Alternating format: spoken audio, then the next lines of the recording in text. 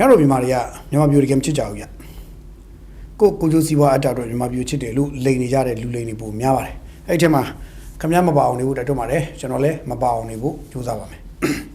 So today, Tomazongaro, General Maria Giamore, really Nakudongo, Pioa. A child about ya, Dobo Mapide, General Pioin and Lowy Janera, Dobo Mapide, Walibono, the Shinedakali. Emado Nene, Daru Cabio, Town Dog and Daru Cabio, Colondo, Doa Share, the Daily one, Damania,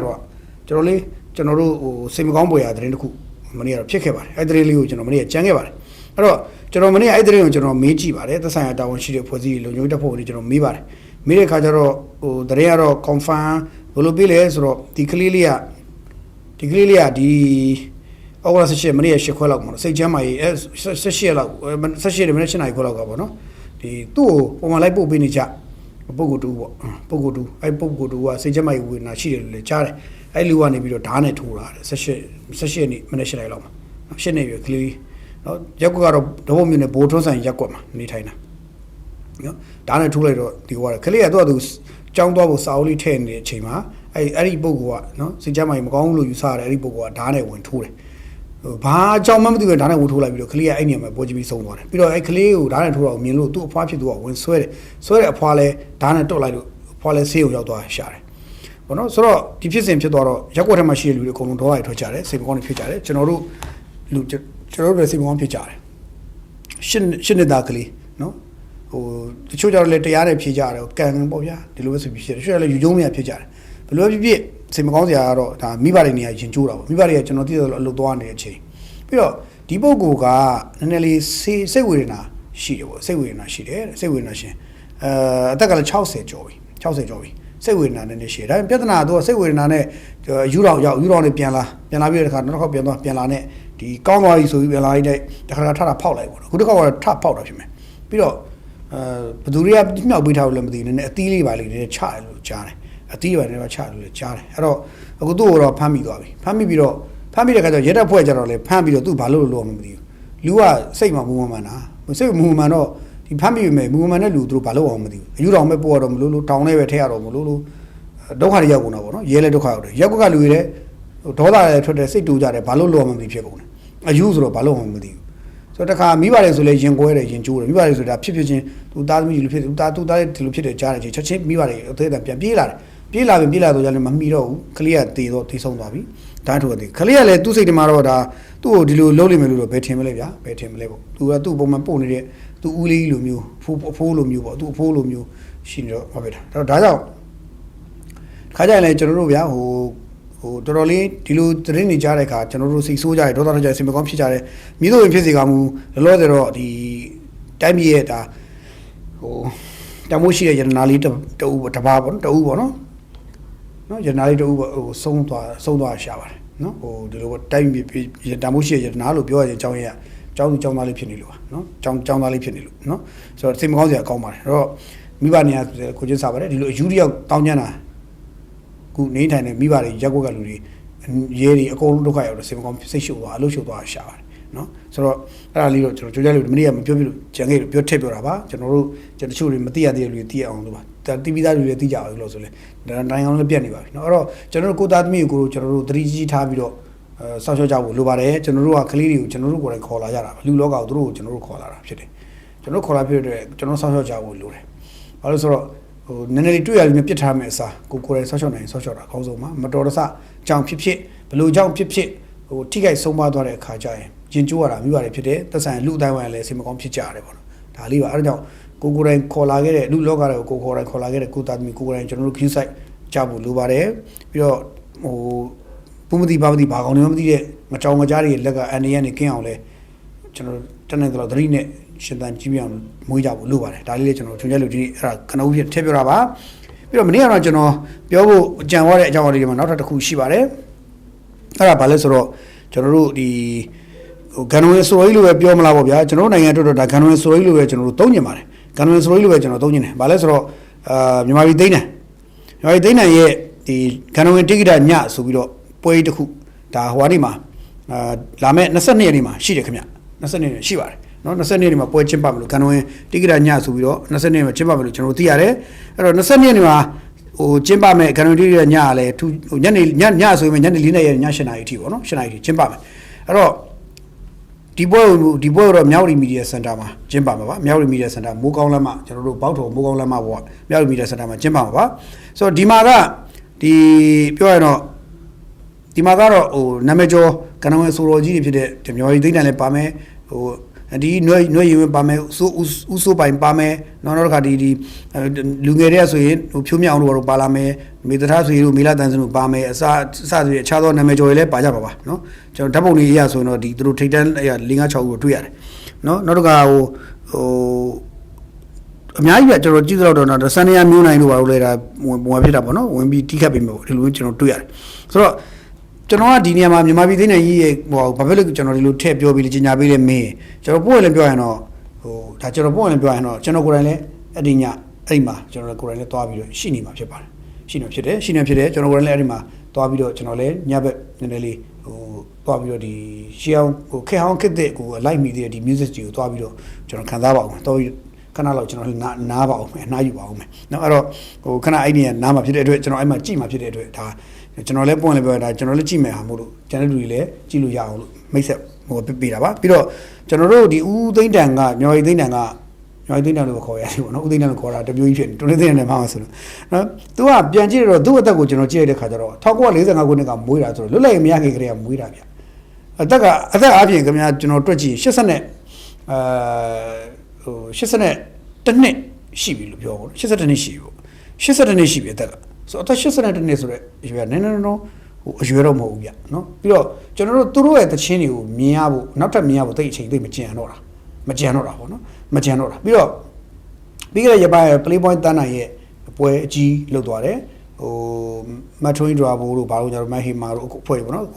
်ကော်နီမီကလာတို့ဘာလို့သူတို့ဝင်ပါဆိုကြပါတယ်နာမည်ကျော်တွေကိုဝိုင်းဆိုပေးကြပါတယ်ဆိုတော့ဒါPlaypoint တန်းနိုင်ဆိုလဲဒီလိုပဲဟိုတော်တော်လေးကိုဒါ oldies လို့ခေါ်တကယ်ကိုခက်ဟောင်းဆိုတော်ကြီးတွေဖြစ်တယ်တကယ်ကိုလည်းဒါဒီနိုင်ငံရဲ့တကယ်နာမည်ကျော်တွေဖြစ်တယ်ပေါ့နော်Playpoint တန်းနိုင်သူမြန်မာပြန်လာပြီးနေတယ်သူ့ကိုများသောအားဖြင့်8မိုင်က1962 ပါ8မိုင်လမ်းဆောင်ပါပေါ့နော်ပြည်လမ်း8မိုင်လမ်းဆောင်က1962 ပါဥစောဝတ်တော့ပါမှာအများခဏတွေ့ရတယ်လို့မိတ်ဆွေတွေကပြောပါတယ်သူအမှအခုနောက်ပိုင်းတောက်လျှောက်တွေ့ရပါတယ်တဲ့သူအဲ့ဒီချက်မှာပဲနေကြလားတော့မသိဘူးတဲ့အဲ့ဒီဆိုအဲ့ဒီနားမှာအစာအုပ်လေးရှိတယ်အဲ့ဒီအစာအုပ်တွေမှာနေကြလားတော့မသိဘူးလို့ပြောပါတယ်ဆိုတော့သူလည်းမြန်မာပြည်မှာပဲသူခေါင်းချဖို့ကြိုးစားပြီးထင်ပါတယ်အဲ့တော့သူလည်းပြီးခဲ့တဲ့ရက်ပိုင်းရှိုးဝဲလေးလုပ်သွားပါတယ်ကျွန်တော်အဲ့ဒီပွဲကိုမမီလိုက်တော့မကြည့်လိုက်အောင်မသွားလိုက်အောင်မကြည့်လိုက်အောင်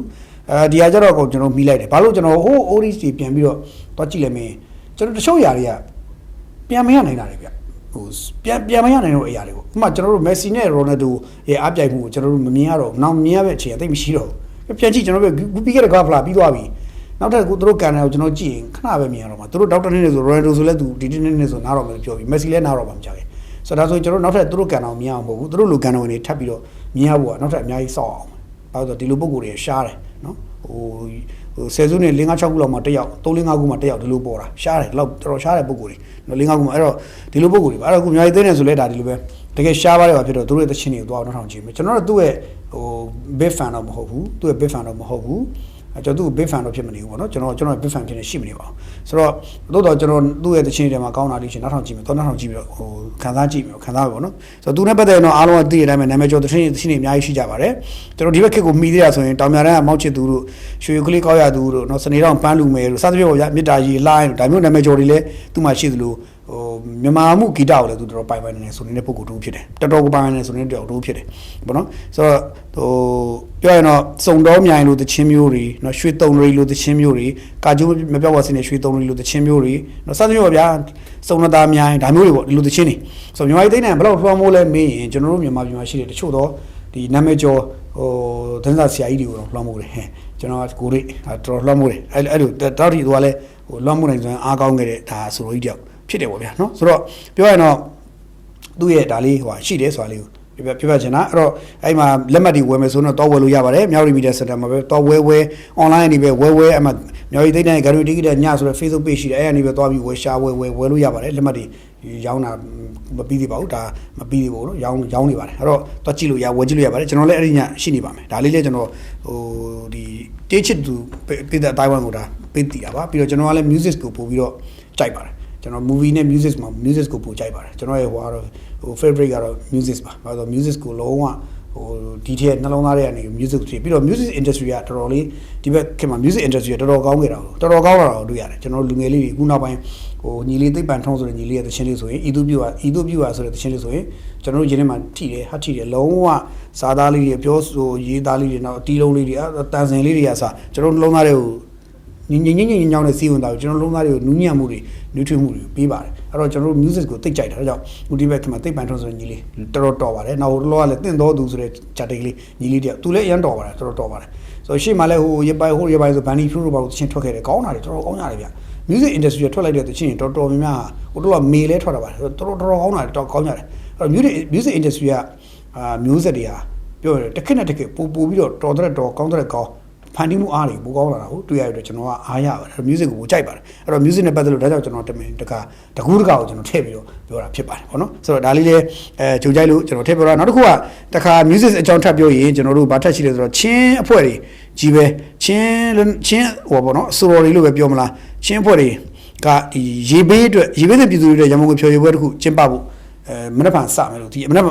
အေးပေါ့မနက်ဖြန်ပေါ့နော်20ရက်နေ့ဆိုမနက်ဖြန်စပြီ20ရက်နေ့မှာတစ်ခုနောက်တစ်ခါဟိုတခြားဟိုဒီမှာတစ်ခုပေါ့နော်ရက်တွေက20 21ပေါ့20 21 22 3နေရာပေါ့3ရက်3နေရာခွဲပြီးတော့သူတို့ဒီဘာခေါ်လဲဆိုတော့ဒီရေဘေးတင်တဲ့နိုင်ငံတော်မှာရေဘေးတင်တဲ့ပြည်သူတွေအတွက်ဆိုပြီးကုညီထောက်ပံ့ဖို့ဆိုပြီးတော့ချင်းအပညာရှင်တွေအများဆုံးပါဝင်တဲ့တချင်းဆိုတဲ့အဖွဲ့နဲ့နောက်တော့7ခွန်တော်လုံးစားတော့ဆိုင်လုပ်ငန်းအုပ်စုပေါင်းပြီးတော့ရေဘေးတင်ပြည်သူများအတွက်အုတ်တချန်တဲတဲ့ပွဲဝိုင်းကူဆိုတဲ့ကောင်းစဉ်နဲ့3ရက်တိုင်ရန်ကုန်ကိုဖြော်ရပွဲကျင်းပဖို့ရှိတယ်လို့သိရတယ်အဲ့ဒါကတော့ရန်ကုန်မြို့မှာရှိမှာပါဗျာဆိုတော့ဩဂုတ်လ20ရက်နေ့21ထိကတော့မွန်လ2နာရီနဲ့9နာရီအတွင်းမှာလှိုင်မြို့နယ်ကန်လန်းမှာရှိတဲ့ခွန်တော်လုံးစားတော့ဆိုင်ရှိမှာတနေရာဩဂုတ်လ22မှာတော့မွန်လ2နာရီနဲ့9နာရီတည်းစမ်းချောင်းမြို့နယ်တကုံစင်တာ2ရဲ့ဘေးကဲမှာရှိတဲ့မြင်းကုန်းဂုံးကျော်တရားအောက်မှာတနေရာပေါ့နော်အဲ့လိုသူတို့ဒီလမ်းပေါ်ပါပဲသူတို့စိုးပေးသွားမယ်ပြီးတော့အဲ့မှာလာပြီးတော့အလူငွေထက်ကျင်တွေထည့်ကြပါဗျာဒီလိုမျိုးပြောတယ်အဲ့တော့ပါဝင်မဲ့အဆိုတော်တွေပဲကြည့်လိုက်တော့လဲကျွန်တော်တို့အများကြီးပဲဗျအများကြီးပဲဟိုပြောရင်တော့ဒီမှာဘာလဲဆိုတော့ကျွန်တော်မခေါ်တတ်ဘူးနော်စလိုင်းမီဖော်ဘယ်လိုခေါ်လဲမသိဘူးကျွန်တော်မခေါ်တယ်လို့ sorry နော်အဲ့မှာမင်းသွေးခန့်တော့ပါမယ်နောက်တစ်ခါထားပါတော့ဗျဟိုနာမည်ကြီးဆိုပဲလာတင်ထိုင်းလူညီမလေးတွေပေါ့ဒီသူတို့လည်းပါတယ်လာတင်ထိုင်းလူညီမလေးတွေပါတယ်ကေမိုးတို့ဘာလို့လဲပါတယ်ချယ်ရီတင်းအောင်ပါပဲချင်းဟုတ်မဟုတ်လားမသိဘူးသူတော်ကပါသွားသေးတယ်နော်အဲ့လိုပဲဟိုများသောချင်းတိုင်းသားလူငယ်ဆိုတော်တွေနောက်တစ်ခါခုမှတက်သစ္စာတွေနောက်ချားချောင်းမှာဆိုတဲ့လူတွေအဲ့လိုအစသဖြင့်လူငယ်ပေါင်းများစွာအများကြီးပါပြီးတော့အဲ့ဒီမှာဆိုကြမယ်လို့သိရပါတယ်နော်ချင်းဆိုကြမယ်ဆိုတော့သူတို့ကတော့တနိုင်ငံလုံးမှာရှိတဲ့ရေဘေးသင့်ပြည်သူတွေအတွက်လို့ရည်ရွယ်ပါတယ်ရေဘေးသင့်ခံစားနေတဲ့ပြည်သူတွေအတွက်သူတို့ဒါကုသိုလ်ဖြစ်ဟိုဂီတနဲ့သူတို့ကုသိုလ်ပြုတဲ့သဘောလောက်တာပါဆိုတော့ဒါကောင်းတဲ့ကိစ္စပါအဲ့တော့တခုရှိတာကတော့ရေဘေးသင့်ပြည်သူဆိုတဲ့နေရာမှာလဲကျွန်တော်တို့ကဘာလို့သွားတွေးမိလဲဆိုတော့ဟုတ်တယ်ရေဘေးသင့်တာတော့ကျွန်တော်အရာဝတီတိုင်းမှာရေဘေးသင့်တယ်ကျွန်တော်ရှမ်းပြည်နယ်ကတော့ပြီးတော့ပါပြီအဲ့အညာဒေသပေါ့နော်အညာဒေသမှာရေဘေးတင်တယ်ဆိုတော့မျိုးဖြစ်နေတယ်သို့တော့သူတို့ရဲ့အလူကတကယ်ရေဘေးတင်တဲ့တကူတစ်ခေါက်တဲ့သူတွေစီရောက်သွားရင်တော့ကျွန်တော်တို့ကဝမ်းသာရလက်ခုပ်တီးရမှာဖြစ်တယ်အဲ့လိုပဲနဲ့ရေဘေးအလှဆိုပြီးခေါင်းစဉ်တက်ပြီးတော့အညာဒေသလက်နက်ကင်အုပ်စုတွေစီပဲသွားပြီးလှူတာမျိုးလုပ်မယ်ဆိုရင်လည်းဒါမသိဘူးပေါ့နော်အဲ့တော့စတဲ့ယူသားကြဖို့တော့လိုတယ်ပေါ့နော်ဒါလေးတော့ကျွန်တော်ထည့်ပြောချင်တယ်ယူသားမှုလေးတော့ရှိကြဖို့လိုတယ်မှန်ကန်ယူသားလေးနဲ့တည်ချာလေးတကယ်ကိုလိုအပ်နေတဲ့လူတွေစီကိုလူတာမျိုးဖြစ်တဲ့နေတိုင်းနဲ့လက်နက်ကင်အုပ်စုတွေနေမြေတွေသွားပြီးလက်နက်ကင်အုပ်စုတွေသွားလှူတဲ့ပုံစံမျိုးဖြစ်သွားတယ်မဖြစ်အောင်လည်းသတိထားကြဖို့တော့လိုတယ်လို့ကျွန်တော်တို့တိုက်တွန်းချင်တယ်เนาะကုသိုလ်ကနေမလိုလားတဲ့စိုးကျိုးလေးတွေမဖြစ်အောင်လို့ပါဒါလေးရွေပြောတာပါအဲ့တော့နောက်တစ်ခုကတော့ကျွန်တော်တို့နောက်တစ်ခုကတော့ဘာလဲဆိုတော့ဂျပန်ကဟိုနာမည်ကျော် fighter တာကေရုပေါ့နော် MMA fighter တာကေရုကမြန်မာပြည်တောင်ကြီးမြို့ရောက်ပြီးတော့သူကတောင်ကြီးမြို့မှာအေးတာရောက်ကမှရှိတဲ့ရွှေတောင်တန်း pride ဖုန်းတော်ကြီးပညာသင်ကျောင်းမှာသူကစာတင်ကျောင်းဆောင်အစ်လူရန်ခဲ့တဲ့ဟောလီလုတ်သွားတယ်လို့ကျွန်တော်သိရတယ်ကျွန်တော်တို့တေချာတော့မသိလိုက်ဘူးတာကေရုဘယ်ချင်းကဘယ်လိုဝင်လာပြီးဘယ်လိုဖြစ်လဲမသိလိုက်ပါဘူးကျွန်တော်တို့ဒါမသိလိုက်ဘူးဒါပေမဲ့သူ့ရဲ့ဟို TikTok တွေဘာညာတွေပေါ့ social media တွေတင်လာတော့မှကျွန်တော်တို့သိလိုက်ရတယ်အဲ့တော့ဘယ်တည်းလောက်တာလဲဆိုတော့မနေ့ကဩဂုတ်လ18ရက်နေ့ကလောက်တာလို့သိရတယ်တာကေရုကသူကရွှေတောင်တန်းပရဟိတဖုန်းတော်ကြီးပညာသင်ကျောင်းတဲ့စာတင်ကျောင်းဆောင်3ဆောင်ပဲဆောက်လို့တူရဖို့ဆိုပြီးတော့နော်2000နဲ့25လောက်ကသူကစပြီးတော့လှူခဲ့တယ်ထင်တယ်လှူပြီးတော့ခုနောက်26ဩဂုတ်လ18ရက်မှာတော့ဒါအဲကျောင်းဆောင်ဖွင့်ပွဲကိုကိုယ်တိုင်လာပြီးတော့တက်ရောက်ခဲ့တယ်အဲ့တော့ရှင်းပြောတော့မနစ်ကလည်းကျောင်းဆောင်ဆောက်လုပ်ဖို့ဆိုပြီးတော့ Japan Foundation နဲ့သူတို့ပူးပေါင်းပြီးလှူတယ်လှူခဲ့ပြီးတော့ဒါမနေ့ကကျောင်းဆောင်သူဖွင့်ပွဲကိုဒါသူကိုယ်တိုင်လာရောက်သွားတယ်လာပြီးတော့ဒီသူ လာပြီးတော့ဒါဒီ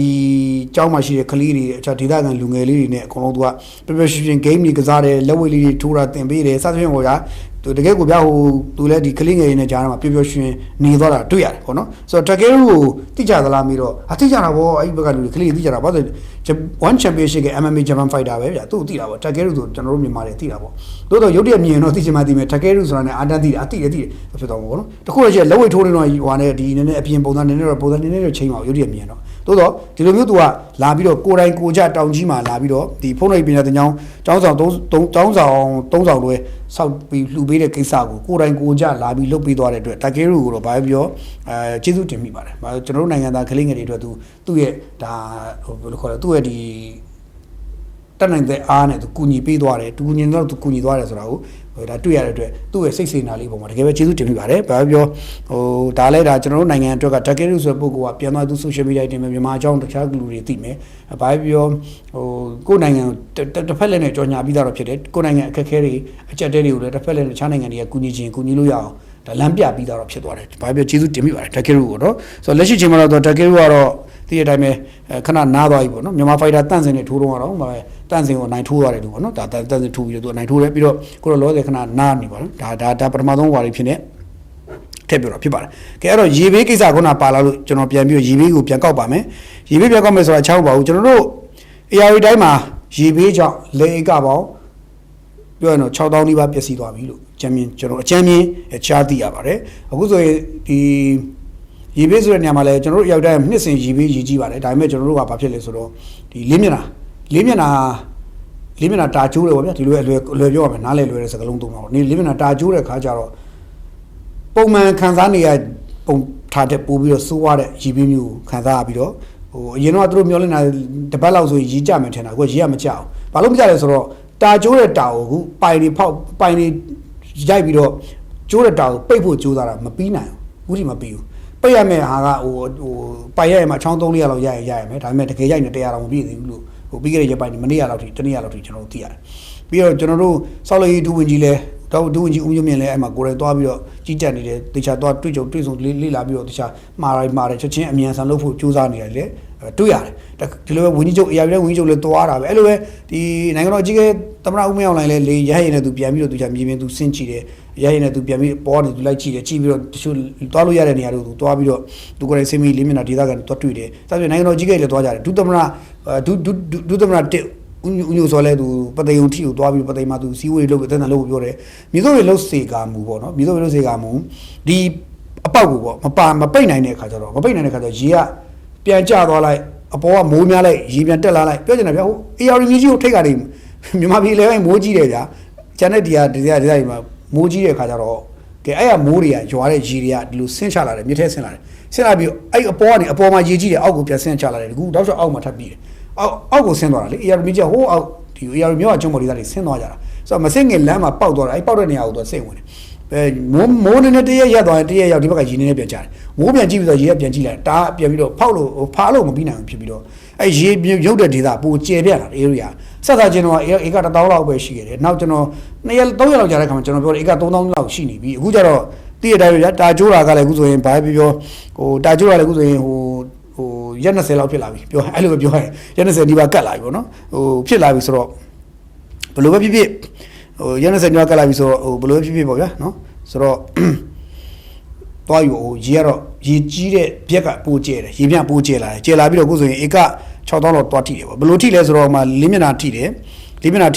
အဲ့နာပဲဟင်္ဒရာကြုံပြောငါတန်းချောင်းကြောင်းကုန်းဒနုဖြူရေကြီးအစရှိတဲ့နေရာတွေမှာတွားထိတယ်သူ့ရဲ့မြို့နယ်တွေကရွာတွေကိုတွားထိတယ်ထိပြီးတော့အခုဧက6000လောက်ရေကမြုပ်သွားတယ်အဲ့တော့ဧက6000လောက်မြုပ်သွားတဲ့ခါကျတော့ဘာဆက်ဖြစ်မလဲမင်းသိတဲ့အတိုင်းပဲပေါ့ဗျာမြုပ်သွားတဲ့ခါဘာဆက်ဖြစ်မလဲဆိုတော့ရေမြုပ်သွားတော့ဒီစပားတွေပြန်စိုက်ဖို့ကဘယ်လိုလုပ်မလဲဆိုတော့မိကုံဖြစ်လာပြီအစိုးရအနေနဲ့ကတော့ဒီရေလုံးဝကျသွားတဲ့ခါကျရင်ဘာနဲ့ပြန်ပြီးတော့ကာဗာလုပ်မှာလဲဆိုတော့မိကုံအဲ့ပြဿနာတို့လည်းအစိုးရလည်းတော်တော်လေးကောင်းကြိုက်လိမ့်မယ်ပေါ့နော်တစ်ဖက်မှာဒီဧကတူဘာဖြစ်လို့လူလဲတည်သလားဆိုတော့လူတည်ဆုံးမှုလည်းရှိသွားခဲ့တယ်ဗျအခုဆိုငါတန်းချောင်းမှာရေနေမြုပ်တက်လာပြီငါတန်းချောင်းရက်ွက်တွေတက်လာပြီတဖြည်းဖြည်းနဲ့ရေတက်လာလို့ငါတန်းချောင်းမှာလည်းရေတက်လာပြီအဲ့တော့အခုဒီလေးမျက်နှာငါတန်းချောင်းပတ်လဲတော့ရေကြီးမှုတွေကြောင့်လူဥပမာဖြင့်လူခုရပိုင်းလူအလောင်း၄လောင်းရေထဲမှာတွေ့ရတယ်လို့သိရတယ်၄လောင်းရှိပြီတဲ့နော်တည်ဆုံးတဲ့လူ၄ယောက်ရှိပြီလို့ပြောရမလား၄လောင်းတွေ့ရပြီဆိုလည်းပြောရမလားမသိ၄လောင်းထပ်တွေ့ရတယ်ဆိုတော့အိုင်သူပြမှာလည်း သေးတယ်နောက်တစ်ခါဒီဟိုလေးမျက်နှာဘက်မှာလည်းသေးတယ်နော်တခြားဟိုရေငတန်းချောင်းဘက်နယ်ထဲမှာလည်းသေးတယ်စသဖြင့်ပေါ့အဲ့လိုစုစုပေါင်းလူ4ယောက်လောက်တည်ဆုံးသွားတယ်ပေါ့နော်ဆိုတော့ရေကြီးပြီးတော့ရေစီးနဲ့မျောပါပြီးပျောက်သွားတာမျိုးတွေနော်အဲ့လိုမျိုးတွေပေါ့နော်ဟိုရေမကူးတတ်တဲ့လူတွေပါသွားတာမျိုးတွေစသဖြင့်ပေါ့ AR ဒေသဆိုပေမဲ့ AR ဒေသအားလုံးရေမကူးတတ်ဘူးကြာအားလုံးကူးတတ်တယ်မဟုတ်100ခန်းလုံးကူးတတ်တာမဟုတ်တချို့ရေမကူးတတ်ဘူးနော်ကျွန်တော်တို့ကတော့ရေကူးတတ်ပါဒါပေမဲ့တချို့ရေမကူးတတ်ကြဘူး AR ဒေသဖြစ်ပေမဲ့အဲ့လိုတော့ရှိတယ်ဆိုတော့ရေစီးနဲ့မျောပါပြီးဘလို့လိုက်လုံးညီထွင်နေရမလဲသူတို့တချို့တွေ AR ဒေသမသိကြဘူးမသိတဲ့ခါကျတော့ဟိုရေတဲ့ထိပြီးတော့ဒုက္ခတွေကြာသေဆုံးရတဲ့4ယောက်လောက်ရှိတယ်တဲ့နောက်တစ်ခါဧကကလည်း6000လောက်မြုပ်သွားတယ်ဆိုတော့မြုပ်သွားတဲ့6000လောက်ဧကလောက်လေဧက6000လောက်မြုပ်သွားတဲ့ကိစ္စကိုဘယ်လိုဆက်ပြီးတော့အစိုးရကာဗာလုပ်မလဲဆိုတဲ့မိကုန်းမှာကျွန်တော်အစိုးရအနေနဲ့တော်တော်ခေါင်းကိုက်ရမယ်သဘောရှိတယ်ဧက6000ကအကဲရေပြန်ကျသွားလို့ပြန်ဆိုင်မယ်ဆိုရင်တော့ရေပြန်ကျလို့ခဲ့တာပဲကူအောက်လာကုန်တာရေကျပြီဆိုပါတော့ကျသွားပြီဆိုပါတော့စက်တင်ဘာလထဲမှာထုံရက်ဆိုင်ပြုမယ်ဆိုရင်စက်တင်ဘာအောက်တိုဘာနိုဝင်ဘာပြန်တီးဖို့3လအတွင်းရက်90တွင်တီးဖို့ကြတော့မသေးချဘူးဘာလို့ဆိုဒီနုံးတွေကိုပြန်ပြီးတော့ဆက်နေရောပြုတ်မမီဘူးဟိုထွန်ဆက်တွေနဲ့ပြန်လုပ်ဖို့နုံးတွေအများကြီးနုံးတွေပို့ချသွားပြီဗျာအဲ့ဒါယူပြန်ပြီးထွန်ဆက်နဲ့ပြန်ထွန်ရက်ဖို့ဆိုတာကကျွန်တော်ထင်တယ်မလွယ်လောက်အဲ့တော့တော်တော်အစိုးရမှာတော်တော်ရမယ်အဲ့ဒီဒေသခံတွေအတွက်ကလည်းသူတို့ကြီးပဲလုပ်လို့မနိုင်တဲ့ကိစ္စဖြစ်သွားပြီဒါဟာဒေသခံတွေကြီးပဲလုံးလို့မနိုင်တဲ့ကိစ္စဖြစ်တော့အစိုးရကိုပဲသူတို့ဟိုအားကိုးရတော့ဖြစ်လာတယ်ဆိုတော့အစိုးရကလည်းလုပ်ပေးနေသလားမင်းဧက6000လောက်ယူတနေ့တည်းတရက်တည်းတလားတည်းအပြီးလုပ်ပါဆိုအစိုးရမှာလည်းသူတို့မှာဝင်အင်အားမရှိဘူးစက်အင်အားဘာညာပေါ့စသဖြင့်ပဲလူအင်အားစက်အင်အားသူတို့မှာမရှိဘူးပြီးတော့ဟိုကဘာလဲဆိုတော့မျိုးစေ့ကိုပေးနိုင်ရင်တော့သူပြဿနာပါလဲဆိုတော့ဓာတ်မြေဩဇာသွင်းအားစုဒါတွေနဲ့ပြဿနာလေသွင်းအားစုဓာတ်မြေဩဇာတွေမျိုးစေ့သူတို့ပေးနိုင်ရင်တော့ဒီထွန်ရက်ဆိုင်ပြို့ဖို့စက်တွေမလုံလောက်ဘူးလည်းဘာဖြစ်လို့ဆိုတော့ဟိုမှာဟိုပို့ကုန်သွင်းကုန်ပေါ့သွင်းကုန်ပါပြီးမှလေယာသုံးစက်ပစ္စည်းတွေသွင်းတာတို့ဘာလို့အပါဝင်ဒီစက်ပစ္စည်းရန်နေရသွင်းတဲ့ကိစ္စတွေအစိုးရကန့်သတ်ထားတယ်ကန့်သတ်တင်းကျပ်ထားတယ်ဟိုတော်တော်ကန့်သတ်တင်းကျပ်ထားတယ်ရတဲ့လူတွေရတယ်ပေါ့ဗျာတချို့တွေတင်းကျပ်ခံထားရတယ်ပေါ့ရတဲ့လူတွေကြတော့ရတယ်ရတဲ့လူတွေရလို့ဈေးတွေကဒီလေးရောက်ကိုဈေးက2ဆမက3ဆလောက်ဖြစ်နေတယ်နော်ဟိုစက်ဈေးရဲ့တန်ကြီးကထားပါတော့9000လောက်တန်တဲ့ပစ္စည်းကဒီဟို sorry စက်ဈေးတိုင်း3000လောက်တန်တဲ့စက်ကဟိုနိုင်ငံခြားမှာမှန်3000လောက်တန်တဲ့စက်ကဒီမှာ1000လောက်ဖြစ်နေ9000လောက်ဖြစ်နေတယ်အဲ့ဒါဘာလဲဆိုတော့ပါမစ်ပိတ်ထားတော့အကုန်လုံးဒီမှာဈေးတွေတက်ကုန်တယ်အစိုးရကလည်းအဲ့လိုရှောက်ပြီးတော့ဘာဖြစ်တာတော့ကိုဒုက္ခတွေရောက်ကုန်ရောအဲ့လိုတွေဖြစ်ကုန်တော့လူတွေကအခုမှအခုရက်ကန်နဲ့သူ့မကယ်တယ်ငါမကယ်တယ်ဖြစ်ကုန်ပြီးတော့ဒီလေက6000လောက်ပျက်စီးမှုရဲ့နောက်ဆက်တွဲဆိုးကျိုးကြရက်ကိုကြီးမားခံရနိုင်ကြတော့ရှိတယ်ဆိုတော့ဘလို့ခံရနိုင်ကြရှိလဲလို့မေးရင်ကျွန်တော်တော့မသိဘူးစံသဘာအသင်းချုပ်ကတော့ဒါ16ရက်မနေ့ကတော့ကြီးညာတယ်ဘာကြီးညာလဲဆိုတော့သူတို့ကြီးညာရဲ့အနှစ်ချုပ်ကဘာလဲဆိုတော့အနှစ်ချုပ်ကတော့ဘာလဲဆိုတော့ဒီရေဘေးတွေဘာပေါ့ဗျာဒါပေါ့အစသဖြင့်အခုချိန်မှာဒီနေ့လူစဘာထွက်ရှိမှုဘာမိုးသဘောထွက်ရှိမှုအဲ့ဒါအကုန်လုံးကအခြေအနေမပြူပေါ့ဗျာအခုလိုဆိုရင်ဒီရေကြီးမှုတွေဘာကြောင့်နော်စားသုံးပြည်သူတွေမှာစိုးရိမ်မှုတွေရှိလာတယ်ပေါ့မလောက်ငါမစိုးရိမ်မှုဖြစ်နေတယ်ပေါ့ဗျာစားသုံးသူထောက်ပြပြီးတော့ကိုစံစဘာလုပ်ငန်းလုပ်နေတဲ့သူတွေနဲ့ကိုတူလောင်တဲ့ပစ္စည်းကိုချိတ်ခွဲပြီးတော့ဈေးကွက်ထဲမှာမှန်မှန်ကန်ရောင်းချပေးဖို့ပေါ့ဗျာပစ္စည်းမှန်ဈေးမှန်အည်သွေးမှန်ရောင်းချပေးဖို့မြစ်တာရိုက်ခံတယ်ဆိုတော့ပေါ့ပြောတဲ့ဈေးတင်ပြီးရောင်းတာမျိုးမလုပ်ဖို့မြစ်တာရိုက်ခံထားတာပြောချင်တာကရေကြီးတာကိုအကြောင်းပြပြီးတော့ကိုယ့်ရှိမှရှိတဲ့ပစ္စည်းကိုဈေးတင်ပြီးရိုက်ဖို့လုပ်တာမျိုးတွေမလုပ်ကြဘူးပေါ့ဆိုတော့ပို့လည်းပြောရရင်တော့စဘာတင်ချုပ်ကဒီလိုကြီးညာပေမဲ့လေခင်ဗျာလုတ်တဲ့ကောင်လုတ်တာပဲကျွန်တော်နိုင်ငံမှာဝုဒ္ဓဘာလောက်ရသားတွေကအကုန်လုံးကခင်ဗျာဟိုမြက်တဲ့အမြက်ကိုမချိမဆန်လိုချင်ကြတာကြီးပဲဘာမဆိုင်မနဲ့ဘာမဆိုင်ညာမဆိုင်လေးဆိုင်ပြီးတော့ပတ်စံမြက်ချင်တဲ့ကောင်တော့တပုံကြီးရှိတယ်အဲ့တော့ကျွန်တော်တို့တိုင်းပြည်ကဟိုကိုချင်းစာတရားတွေခေါင်းပါတယ်မေတ္တာတရားတွေခေါင်းပါတယ်နော်ပြီးတော့ဘာလဲဆိုမျှဝေခြင်းတဲ့စိတ်တွေခေါင်းပါတယ်ခေါင်းပါတဲ့ခါကျတော့ခင်ဗျာဘလို့ဖြစ်ဖြစ်ဟို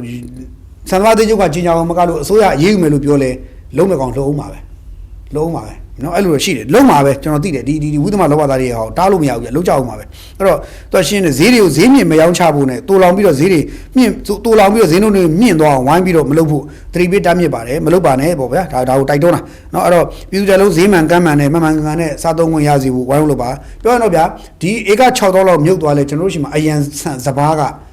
6000မကဘူးဧက6000မကဘူးအဲ့တဲ့နှစ်ဆ3သိန်းခွဲမြုပ်သွားလဲအရန်စဘာကလောက်တယ်အရန်စဘာတွေကျွန်တော်တို့နိုင်ငံမှာရှိတယ်တပုံကြီးရှိတယ်ကြိတ်မခွဲပဲမကြိတ်မခွဲပဲနဲ့သိမ်းထားတဲ့အရာစဘာနဲတာမဟုတ်ရှိတယ်အဲ့တော့ကျွန်တော်ကြိတ်ခွဲဟိုကျွန်တော်ပြည်သူလူထုကမစိုးရိမ်ဘူးထမင်းဟိုဆံများရှားတော့မလားစဘာဧက6000လောက်မြို့တော့ဆံများရှားတော့မလားစဘာများမရတော့ဘူးရှားတော့မလားဆိုစိုးရိမ်တော့ကပြည်သူလူထုမဖြစ်ဖို့ပဲဘာလို့ဆိုတော့ကျွန်တော်အာမခံနိုင်တာဘာလဲဆိုတော့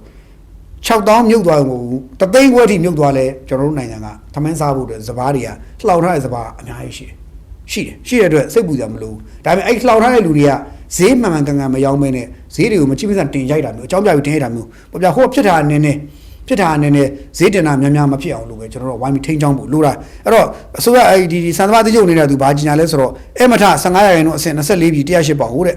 AGA တသိန်းကိုတဲ့နော်ရင်းနှီးမြှုပ်နှံဖြစ်တဲ့ဒေသတွေကိုဖြန့်ပေးဖို့ private ဖွဲ့စည်းတွေလူမှုဖွဲ့စည်းတွေကိုအတွက်ကိုတဲကို9000လောက်တဲ့သူရောင်းပေးမယ်အိတ်ပေါင်းတသိန်းကိုသူကအိတ်ပေါင်းတသိန်းကို AGA အိတ်ပေါင်းတသိန်းကိုရင်းနှီးမြှုပ်နှံဒေသတွေမှာ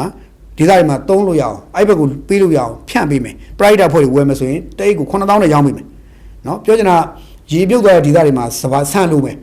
စားစရာဆံမရှိဖြစ်မှာဆိုတဲ့အတွက်လှူဖို့တန်းဖို့ private ဖွဲ့တွေရှိတယ်ဆိုရင်သွားလို့ရတော့မယ်ဆိုရင် okay မင်းတို့သွားမယ်ဆိုသွားဒါပေမဲ့အဲ့တော့မင်းတို့ဆိုင်းတယ်လူမယ်ဆိုရင်ငါတို့တအိတ်ကို9000နဲ့ရောင်းပေးမယ်အပြင်မှာသိန်းကျော်ရင်ကျော်မယ်သူ9000နဲ့သူရောင်းပေးမယ်ဒါမျိုးပေါ့ဗျာအဲ့တော့အဲ့မထား15ရာခိုင်နှုန်းအဆင့်24ပြည်108ပေါင်9000နဲ့သူရောင်းပေးမယ်လို့ကြီးညာတယ်အဲ့လိုပြည်တော်စုနယ်ပြည်ဖြစ်တဲ့နေပြည်တော်ရောင်ရိပ်သာကြီးတို့မှာရွှေဘိုပေါ်ဆန်း24ပြည်108ပေါင်တအိတ်ကို2သိန်းကျပ်နှုန်း AR ပေါ်ဆန်း24ပြည်108ပေါင်တအိတ်ကို3သိန်းခွဲကျပ်နှုန်းနဲ့စားသုံးလူတွေထောင်အိမ်ရောက်ဖို့စနစ်နဲ့နော်သူကရတယ်အိမ်ရောက်ငွေချေကေပေးစနစ်ချေလို့ရတယ်အဲ့ဒါနဲ့ငွေချေပေးလို့ရပါတယ်အဲ့လိုရောင်းပေးပါမယ်လို့ပြောတယ်နော်ဆိုတော့စိတ်ပူကြတော့မလိုပါဘူးเนาะကျွန်တော်ဒါကိုကျွန်တော်ပြောချင်တာစံသွားစကြောလို့ချင်တယ်ဒါပေမဲ့သို့တော့ဈေးတက်မဲ့လူကတော့တက်အောင်ပါပဲစံသွားစကြောကလည်းဘလောက်ပဲတင်းကျပ်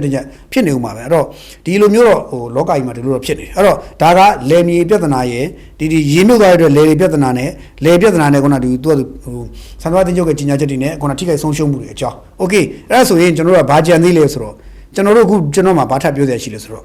ကျွန်တော်ဒီနေ့ AR radio ကြီးမူပင်ဘက်ကိုကျွန်တော်ရောက်သွားတယ်ဒီနေ့ကျွန်တော်မူပင်ဘက်ရောက်သွားတယ်ကျွန်တော်လေးမျက်နှာဘက်ကိုမသွားသေးဘူးဘာလို့တော့နောက်မှအေးစစ်သွားမယ်ပေါ့ဘာလို့ဆိုတော့ပထမလူတွေဆယ်လီတွေဘာလီညာလီ17လီ12လီတွေနဲ့ဟိုပရိုက်တာခေါင်းစဉ်အောက်ကနေနာမည်ကြော်ကြားဖို့အတွက်ကိုယ့်အကူဗီဒီယိုကလစ်တွေရိုက်တင်ပြီးတော့ဖွာလုပ်ကြတဲ့အဲ့ဒီအုပ်စုတွေရဲ့ကြားထဲမှာကျွန်တော်သွားပြီးတော့ဟိုမျက်စိနောက်အောင်နောက်လို့ကျွန်တော်မသွားတာဒါပွင့်လည်းပြောမျက်စိတော့ကျွန်တော်ဒေတာပဲကျွန်တော်သိတယ်သို့တော့ကျွန်တော်ဘာလို့မသွားလဲခုနသူတို့တွေကဗျာဟိုနာမည်ကြော်ပြီးရောဆိုတော့အမှဗီဒီယိုကလစ်တွေရိုက်ကိုလူလာတန်းတာကိုဗီဒီယိုရိုက်ပြီးတော့ရှောက် Facebook ပေါ်တင် TikTok ပေါ်တင်ကျွန်တော်ပွင့်လည်းပြောကျွန်တော်တို့အဲ့လူလာတဲ့နောက်ဗီဒီယိုရိုက် Facebook ပေါ်တင်ဟိုဟာတင်တရားတင်လုပ်တဲ့ဆယ်လီခေါင်းစဉ်အောက်က private ခေါင်းစဉ်အောက်ကလုပ်တဲ့အုပ်စုတွေကျွန်တော်တို့သိပြီးတော့ကျွန်တော်သိပြီးတော့အဲ့ဒီလူတွေမှာ feeling မရှိတဲ့ခါကျတော့ကျွန်တော်ဒီလူတွေနဲ့လည်းမဆုံချင်ဘူးအဲ့တော့ကျွန်တော်မသွားဘူးကျွန်တော်အေးစိတ်ကြရင်သွားမယ်အခုအဲ့လူတွေအခုဘယ်သူမှမသွားကြတော့ဘူးအခုဒီလေးမျက်နှာရေးပြီးတယောက်ဘယ်သူမှမသွားတော့ဘူးရေးပြန်တက်နေပြီလေးမျက်နှာမှာဘယ်သူမှမရှိတော့ဘူးခုနဖြစ်တော့ရိုးဟိုးနဲ့သွားကြတယ်အမှုပညာရှင်တွေအိုးသွားကြတယ်ဟိုလူတွေသွားကြတယ်ဖြစ်တော့ကတော့အိုးနဲ့သွားကြတယ်အခုဟိုမှာပြန်တက်လာပြီနောက်တစ်ကြော့ဘယ်သူမှမရှိတော့သွားမယ်လို့မရှိတော့ကူပဲလို့မရှိတော့အဲ့မှာအခုလေးမျက်နှာလမ်းပေါ်မှာဘာဖြစ်နေလဲဆိုတော့အမိုက်တွေ drive တွေနဲ့အဲ့လမ်းပေါ်မှာအဲ့လမ်းမကြီးပေါ်မှာအမိုက်တွေ drive တွေရေသဘူးအခွန်တွေအစုပ်ပုတ်တွေထမင်းဘူးအခွန်အစုပ်ပုတ်တွေနောက်အဲ့ဘူးပေါင်းများစွာအစုပ်ပုတ်တွေလမ်းပေါ်အမိုက်တွေပဲကြံနေတာလာလှူသွားတဲ့ private ခေါင်းစဉ်အောက်ကလူတွေလာတဲ့သူတွေတချို့လူကောင်းတွေရှိတယ်တချို့လူဟိုပေါ်ပိန်တွေပေါ့ဗျာနာမည်ကြီးပေါ်ပိန်လုပ်တဲ့လူတွေရှိတယ်တချို့လူကောင်းတွေရှိတယ်တချို့ပေါ်ပိန်တွေရှိတယ်အဲ့ပေါ်ပိန်ကောင်းတွေကြတော့ဘာလို့လဲအဲ့အမိုက်တွေ drive တွေဘာအကုန်ထားခဲ့တာအကုန်လုံးပြီးတော့ဘာလို့ဆိုတော့သွားလှူတယ်လားပြောတာလှူတာတသိန်းဓာတ်ပုံရိုက်ခြင်းဓာတ်ပုံရိုက် Facebook တင်နေတာတသန်းအဲ့လိုဖြစ်နေတယ်တင်ကျင်တာတသန်းလှူကျင်တာတသိန်းတင်ကျင်တာတသန်းဒီလိုဖြစ်နေတယ်အဲ့လိုဖြစ်နေတော့ခင်ဗျာသွားပြီပေါ့ဗျာအဲ့တော့အခုမှအခုအမိုက်တွေရိုက်နေတဲ့လမ်းမပေါ်မှာဗီဒီယိုကလစ်တွေတစ်ကြော်မှာတက်လာပြီအဲ့ဒေတာကလေးရိုက်ပြီးတင်ထားရပါလိမ့်အမိုက်တွေပဲကြံခဲ့တယ်ရေတံဘူးအခွန်ပလုံအခွန်တွေဟိုပလတ်စတစ်ဘူးဖော့ဘူးအခွန်တွေအစုပ်ပြုတ်တွေအမှလမ်းပေါ်မှာစုပ်ပြတ်တာအမိုက်တွေရောကြံခဲ့တယ်ဘယ်သူမှတာဝန်ရှိမှလို့မရှိတော့အဲ့တော့စဉ်းစားကြည့်ပေါ့ဗျာကျွန်တော်တို့နိုင်ငံက private တွေလုပ်တဲ့သူတွေကစနစ်တကျလုပ်တဲ့ private မဟုတ်ဘူးဗျာပေါ်ပင်လုပ်တဲ့ private ဖြစ်တယ်စနစ်တကျလုပ်တဲ့ private မျိုးလုပ်စီကြတာကျွန်တော်အချင်းချင်းကခဏပြောတယ်စနစ်တကျလုပ်တဲ့ private ဖြစ်စီခြင်းတယ်ပေါ့အချင်းချင်းကပြောပေါ်ပင် private ကြီးကစမပြေဘူးဗျာတိုင်းပြည်ထူထောင်ရေးတော့လည်းဘာအကျိုးမှမဖြစ်ဘူးဘာအကျိုးမှမရှိဘူးတိုင်းပြည်ပြန်ပြီးတော့တဲ့မှတ်ရေးထူထောင်ရေးတိုးတက်ရေးကိစ္စတွေဘာအကျိုးမှမရှိဘူးဘာအကျိုးမှမရှိတဲ့အတွက်ဒီပေါ်ပင် private တွေအစားတကယ်စနစ်တကျလုပ်တဲ့ private ကိုဦးစားပေးကြစမ်းပါဒါဟုတ်တော့ကျွန်တော်လူတို့ကိုမြစ်တာရိုက်ခံတယ်အဲသက်ဆိုင်ရာ private ခေါင်းစဉ်အောက်ကနေနာမည်ကျော်ခြင်းနဲ့ ဆယ်လီအုပ်စုတွေကိုကျွန်တော်မြစ်တာရိုက်ခံနေတယ်လောက်တော့လောက်ပါဒါပေမဲ့ဟိုမီဒီယာမှာကိုယ့်ကိုလူကြည့်များရေး social media မှာကိုယ့်ကိုလူကြိုက်များရေးကိုယ့်လူချစ်ရေးကိုယ့်ထောက်ခံသူများရေးအတွက်ကိုပဲရှောက်လုပ်နေကြတဲ့ဟာလေဆိုတာ pop in pride တွေသာဖြစ်တယ်တကယ်လူတဲ့လူကအတန်အောင်မထွက်ဘူးခင်ဗျအဲ့ဒီ AR အဲ့လေးမျက်နှာရေးပြီးမှလှူသွားတဲ့လူတွေသိမ်းမောင်းပေါင်းတဲ့ချီလှူသွားတဲ့လူတွေအတန်အောင်မထွက်ဘူးအဲ့5-10သိန်းသွားလှူတဲ့လူတွေအတန်ထွက်နေတာအကျွေးစီတွေအတန်ထွက်တယ်ဆိုအဲ့ဒါအကျွေးစီတွေအတန်ထွက်တယ်ဆိုအဲ့ဒါတကယ်အဲ့မှာသိမ်းမောင်းတောင်းချီလှူရတဲ့တထေးကြီးတွေရှိတယ်ဘယ်သူမှအတန်မထွက်ဘူးလိုရတာအကုန်ပွန့်ဖို့အကုန်လုပ်သွားတယ်ဘာမှအတန်မထွက်ဘူးငြိမ့်နေပဲအဲ့တော့အကျွေးစီတွေကတော့အတန်ထွက်နေတော့ကျွန်တော်တို့တိုင်းပြည်ကရှေ့မရောက်ဘူးဒါကြောင့်ကျွန်တော်စနစ်ကြလေးလူချင်းတယ်စနစ်ကြလေး pride လုပ်ပါစနစ်ကြလုပ်ကြတယ်လုပ်သိချင်းတယ်လို့ကျွန်တော်ခဏခဏပြောတာပါနောက်ပြီးတော့ pride ခေါင်းစဉ်အောက်ကနေတရားဝင်မှတ်ပုံ register လုပ်ကြမှတ်ပုံတင်ကြပါသူများပတ်စံတွေကိုအလှခံထားပြီးဆိုရင် register တရားလုပ်ကြပါကိုယ်ပတ်စံနဲ့ကိုလူတာမပြောလို့ရမယ်သူများပတ်စံယူမိပြီဆိုရင် register တရားလုပ်ပါစီးမဲ့ကံမလုပ်ပါတော့ဟိုကဥပဒေရဆွဲစီတော့မှတတ်တယ်မဲ့ငါတို့က pride လုပ်တဲ့သူစစ်တပ်အစိုးရဆွဲစီနေပါတယ်ဘာညာဆိုတော့ပြီးတော့ဟိုအတန်ကောင်းဟစ်ကြအောင်မယ်ရှောက်ပြီးအတန်ကောင်းဟစ်ကြအောင်အဲ့တော့တခါကြရင်လေခက်တော့ခက်သားပြဥပဒေလည်းနားမလဲလုံးချင်တာရှောက်လို့ကြတာတိုင်းပြည်မှာအဲ့လိုနဲ့ပဲလုံးလိုက်ချလက်ပဲလိုက်နေတိုင်းပြည်ကဒါတော့ကျွန်တော်လဲဒါကြောင့်ကျွန်တော်မသွားသေးဘူးဘာဖြစ်လို့မသွားသေးလဲခုနလိုကျွန်တော်ရှင်းပြတဲ့အချက်လိုပဲဒီကျိုးကလည်းကျိုးပြီးသွားပြီဆိုတော့ကျွန်တော်တို့ဒါကြီးကဖြစ်သွားပြီအဲ့တော့မဖြစ်သေးတဲ့ကိစ္စတစ်ခုကိုကျွန်တော်စိတ်ဝင်စားတယ်စိတ်ပူတဲ့အတွက်ကျွန်တော်သွားတယ်ဟိုအခုကျွန်တော်ရောက်ခဲ့တယ်မိုးဝင်းရောက်တယ်ညောင်တုံးရောက်တယ် အဲ့မူပင်ညောင်တုံးနဲ့အဲ့ဒီဘာလဲဆိုတော့ကျွန်တော်တို့မက်လက်တူဘက်ကြီးကျွန်တော်ရောက်တယ်ဒီနေ့ကျွန်တော်ပတ်တယ်ကျွန်တော်အဲ့ဘက်ကြီးရှောက်သွားတယ်သွားပြီးတော့ဘာတော့တွေ့ရလဲဆိုတော့အဲ့ဒီမှာဘာတော့တွေ့ရလဲဆိုတော့ကျွန်တော်ခင်ဗျားတို့ပြောချင်တာဒီမက်လက်တူလို့ပဲပြောမလားပေါ့နော်မက်လက်တူလို့ပဲပြောမလားဒီကျွန်တော်တို့ရန်ကုန်ကနေသွားလို့ရှိရင်မူပင်ဘက်ကိုမက်လက်တူဘက်ကိုဖောက်ထွက်တဲ့လမ်းရှိတယ်မက်လက်တူဖောက်ထွက်ပြီးတော့မူပင်ဆက်ထွက်တဲ့လမ်းရှိတယ်အဲ့ဒီလမ်းကိုဘာလို့ခေါ်လဲဆိုတော့ကျွန်တော်တို့မဆိုလို့မူညောင်တုံးမူပင်ကားလမ်းလိုပဲခေါ်မလားသူအိုက်ကောင်ခေါ်တဲ့လမ်းရှိတယ်မဲစရီလိုက်တာမက်လက်တူကားလမ်းမဲစရီလိုက်တာမက်လက်တူကားလမ်းအဲ့ကားလမ်းပါဆိုဒီရွာချင်းဆက်လမ်းလို့မြို့ချင်းဆက်ခရိုင်ချင်းဆက်လမ်းသာပဲရှိပါတယ်အဲ့လမ်းဒါပေမဲ့အဲ့ဒီမှာနှစ်ချမ်းရှိတယ်ပုဂ္ဂလိကကုမ္ပဏီတွေပိုက်လောက်ခွင့်ရတဲ့လမ်းကပြက်နေတယ်အစိုးရလောက်ခွင့်ရတဲ့လမ်းကောင်းနေတယ်အဲ့ဒီမှာထူးကြတာအဲ့ဒီမှာကောင်းနေတယ်ဘာလို့ဆိုပုဂ္ဂလိကကုမ္ပဏီလောက်ခွင့်ရတဲ့ကုမ္ပဏီကျတော့လမ်းကဘာလို့ပြက်နေလဲအခုနမဲစရီလိုက်တာမက်လက်တူကားလမ်းအဲ့ကားလမ်းစုပ်ပြတ်တဲ့နေချိန်မှာအဲ့မှာနာမည်ကျော်ကုမ္ပဏီကြီးတွေအများကြီးရှိတယ်အဲ့ဒါဘာလို့ဆိုတစ်ချိန်တော့ဘာခေါ်လဲဒီရေနက်ကွင်းလို့ခေါ်မလားအဲ့နေရာယူနော်ဟိုရင်တော့တစ်ချိန်တော့ရေနက်ကွင်းဆိုပြီးတော့ဥဒ္ဒရွှေတဲ့ထက်ကအဲ့မှာလုပ်ငန်းရှင်တွေအများအပြားကိုမင်းရဧက1000မင်းရဧက2000ဘေးရဧက3000အဲ့လိုငါးမှုမျိုးလို့စိုက်ပြလို့ဆိုပေးတာအဲ့မှာဘယ်သူအခုလို့လဲအရင်တော့ဆိုရင်များဟိုမှာဘီလီယံနာ group တွေရှိတယ်ဟို object ရှိတယ် object ဒေါက်တာမြင့်စင်ရှိတယ်နောက်ရွှေနဂါမင်းရှိတယ်ဒနလိုင်းတို့ပါရှိတယ်အန်နော်ဝါလွမ်းရှိတယ်မြို့တော်စီပီယာရှိတယ်နိုင် group ပါရှိတယ်နော်နောက်တစ်ခါဒီဘာလဲဒီဘာခေါ်လဲဟိုဝါဝင်းတို့ပါလို့ရှိတယ်အစသဖြင့်အဲ့လိုနေရာအများကြီးပဲနော်အဲ့လိုနေရာအများကြီးပဲဧကကိုအဲ့မှာဧကပေါင်းများစွာရှိတယ်အဲ့ရှိတဲ့လမ်းကြီးကအဲ့လမ်းကြီးကခေါ်တာမက်လက်တူမဲစရီလိုက်တာမက်လက်တူကားလမ်းကြီးကအဲ့ဘက်တစ်ချမ်းကြီးကလုပ်ငန်းရှင်တွေဘက်ကရှိတဲ့လမ်းချမ်းကြီးကဘယ်သူမှမပြင်ဘူးအဲ့တိုင်းပြက်နေတယ်စုပ်ပြတ်သားရတယ်ကျွန်တော်သွားကြည့်လို့လမ်းတွေဒီလိုမောင်းနေရစုပ်ပြတ်သားရတဲ့လမ်းတွေအဲ့ဒါအရာကြီးတိုင်းထဲမှာဖြစ်နေစုပ်ပြတ်သားအဲ့တော့ကုမ္ပဏီလုပ်ငန်းတွေရဲ့အဆုံးသတ်နေရာနာနဲ့ရောက်တယ်ဟိုဘက်နာထိတ်လေးရောက်တော့အစိုးရလမ်းဘက်လေးရောက်တော့လမ်းဖြောင်းသွားကောင်းသွားပေါက်ပြည့်နေသိပြီဘာဖြစ်လို့အဲ့လိုဖြစ်လဲဆိုတော့အဲ့လမ်းပေါ်မှာခုနကုမ္ပဏီကားလမ်းတွေပါလို့ဆိုတော့ငါးမွေးမျိုးကန်တဲ့ငါးတွေကိုကုန်ကားကြီးတွေလာတယ်ကုန်ကားကြီးတွေလမ်းတွေပေါက်ပြည့်ကုန်တော့ပြန်မပြင်းညာပဲနဲ့အဲ့တိုင်းကုန်ကားကြီးတွေဂလုံးကွာတော့တာမန်သွားတဲ့ကားတွေအဆင်မပြေဘူးဒါတစ်ချက်နော်တစ်ချက်အဲ့တော့ကျွန်တော်အဲ့ဘက်ချက်ကိုဖြတ်လိုက်တယ်မက်လက်တူရောက်သွားတယ်မက်လက်တူအဲ့မှာပတ်လည်းမှာရောက်သွားမက်လက်တူကပတ်ကြည့်ပြီးတော့မက်လက်တူအထက်နားပေါ့နော်မက်လက်တူကအထက်နားမှာကျွန်တော်ဘာသွားတွေ့ရလဲဆိုတော့ဟိုးအထက်နားဘာသွားတွေ့ရလဲဆိုတော့ဒီညောင်တုံးမြို့နယ်ဂန်းချောင်းကြီးပါပေါ့နော်အဲ့ရွာအဲ့နားမှာပြဿနာစတက်ကုန်အဲ့တော့အဲ့နားမှာဘာရှိလဲညောင်တုံးမူပင်ကားလမ်းနောက်အဲနောက်ငါးမွေးကန်နောက်ချောင်းကြီးတို့ဂန်းချောင်းတို့ထုံးဝါတို့အဲ့နားတစ်ဝိုက်တွေပေါ့အဲ့နားမှာနော်အဲ့တော့ဂန်းချောင်းတို့ထုံးဝါတို့နားတစ်ဝိုက်မှာရှိဒီရေကာတာရှိတယ်ရေကာတာအခုကမြေကြီးပေါ့အရာတွေမြေကြီးတိုးမြေကြီးပေါ့အရာတွေမြေကနေခွက်ထွက်လာတဲ့တိုးမြေယူကာတဲ့ရေကာတာတစ်ခုရှိတယ်အဲ့ရေကာတာကအခုလိုက်စားနေရေကာတာလိုက်စားတော့ဒီအမြင့်ဒီလိုဘက်ကတော့10ပေရှိတယ်ဒါပေမဲ့ဒီလိုပြီးရမယ့်ပုံစံဆိုတော့အောက်ကတော့ပေ30လောက်ရှိမယ်အပေါ်ထိပ်က10ပဲရှိတယ်ဒါအောက်ကပေ30လိုက်ဆိုင်နဲ့အောက်ကပေ30ပေ20တော့မကျန်တော့တဖြည်းဖြည်းနဲ့ဒီကောင်လိုက်စားလာပြီးတော့အဲ့ဒီတာလိုက်စားလာတော့သူကနှစ်တိုင်းမိုးရေကြီးတိုင်းမှာအဲ့တာလိုက်စားပဲ့ခံပြီးဒီနေ့ငဝင် sorry ဒီနေ့ဒီဘာကလေးမျက်နှာငဝင်တာကျိုးတဲ့အချိန်နဲ့ဒီဘက်ကဟာနဲ့ပေါင်းပြီးတော့ဒီဘက်မှာဘာဖြစ်နေလဲဆိုဒီဘက်မှာလည်းတာကျိုးနိုင်ကြီးရှိသလားသူ့မှာပန်းတာမရှိတော့ကျိုးသွားရင်ဘယ်နဲ့လုံးမလဲဆိုတော့စိုးရိမ်တော့ကတွေရှိတယ်โอเคစိုးရိမ်တော့ကအဲ့ကျိုးတာကိုစိုးရိမ်တော့ကဘာလို့ဆက်ဖြစ်လဲဆိုတော့ကျွန်တော်တို့မင်းဒီနာကျိုးရေဘာဖြစ်လဲအဲ့နာရွာတွေပဲနေနေမြုပ်ပြီလို့ကျွန်တော်ကထင်တာအဲ့နာရွာတွေပေါ့ဗျာကျွန်တော်တို့ဒီအဲ့နာရွာတွေဘယ်လောက်ရှိလဲရွာပေါင်းအမှ10ရွာပတ်လည်းလောက်ရှိတယ်အဲ့ရွာ10ရွာလောက်မြုပ်သွားတာဘာရှိမှမဟုတ်လေပေါ့ဒါတော့ဒါတော့ဒီ AR တွေကရေထဲမှာဒီလိုပဲနေတာပဲပေါ့ဆိုတော့မဟုတ်ဘူးဘာတော့တွေ့ရလိုက်လဲဆိုတော့အဲ့ဒီတာကျိုးပြီဆိုရင်ကျိုးလာတော့ခုတော့ချက်ချင်းမကျိုးတော့ဘူးဒါပေမဲ့သူလိုက်ဆိုင်အဲ့ဒါပန်းတာမရှိတာလိုက်စားတာများလာရင်ပြီးရင်အောက်ကနေပေါက်ပြီးတော့ဝေါ်ဆိုထွက်သွားရင်ဘာဆက်ဖြစ်မလဲဆိုတော့ဟုတ်ပါမှာခုနကျွန်တော်ပြောနေတဲ့မက်လက်တူအဲ့ကားလိုင်းကြီးပေါ့နော်ခုနဒီမဲစီလိုက်တာမက်လက်တူကားလိုင်းကြီးရဲ့ဘေးပတ်လေတဝိုက်မှာအဲ့ကားလိုင်းရဲ့ဘေးပင်ညာနှစ်ဖက်လုံးမှာငါးမွေးမြွေးကန်နေစိုက်ပျိုးရေးခြံနေအဲ့ဒါအကုန်လုံးဧက9000လောက်ရှိတယ်အကုန်မြုပ်ပါငါးမွေးမြွေးကန်နဲ့စိုက်ပျိုးရေးခြံဧက9000အကုန်မြုပ်ပါအကုန်ရေလွှမ်းသွားမှာလွှမ်းသွားရင်ဘာဖြစ်လဲဆိုတော့အဲ့ငါးမွေးမြွေးကန်နဲ့ငါးတွေတကောင်းမှမရတော့ဘူးမရရင်ဘာဖြစ်လို့ရန်ကုန်မှာရှိတဲ့ငါးသေးတွေငါးဝါတွေ supply chain ကိုသွားထိမယ်ရန်ကုန်ကငါးသေးကိုသွား supply chain သွားထိမှာအခုအဲ့ပြဿနာတက်နေတယ်အဲ့တော့အခုကျိုးလာဆိုတော့မကျိုးသေးလို့ကျွန်တော်တို့အခုပြောလို့ရနေတယ်ကျိုးသွားပြီဆိုပြောလို့မရတော့သွားပြီကျိုးသွားပြီဆိုဝေါ်ဆိုသွားပြီအခုတော့ကျိုးနိုင်လားမင်းကျွန်တော်သွားပြီးလေ့လာကြည့်တဲ့အခါအဲ့ဒီနေရာကြီးသွားလေ့လာကြည့်တဲ့အခါကျတော့အဲ့တာကျိုးနိုင်လားဆိုတော့ဓာတ်ပုံမှတ်တမ်းတွေဗီဒီယိုတွေနဲ့ကျွန်တော်မြင်ရတဲ့မြင်ကွင်းတွေအရာဆိုရင်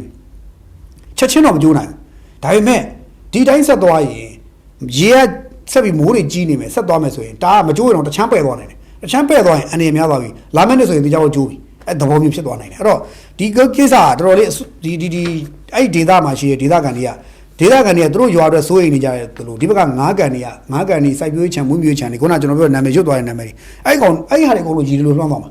လွှမ်းသွားရင်တော့သွားပြီလွှမ်းသွားရင်ခုနထိခိုက်နေတာဆုံးရှုံးမှုကြီးသွားပြီဆိုတော့ဟိုကစဘာကဧက6000လောက်မြုပ်သွားတော့ကတော့စဘာကိုကာဗာလုပ်ပေးနေတဲ့ဟာရှိတယ်ဒီမှာ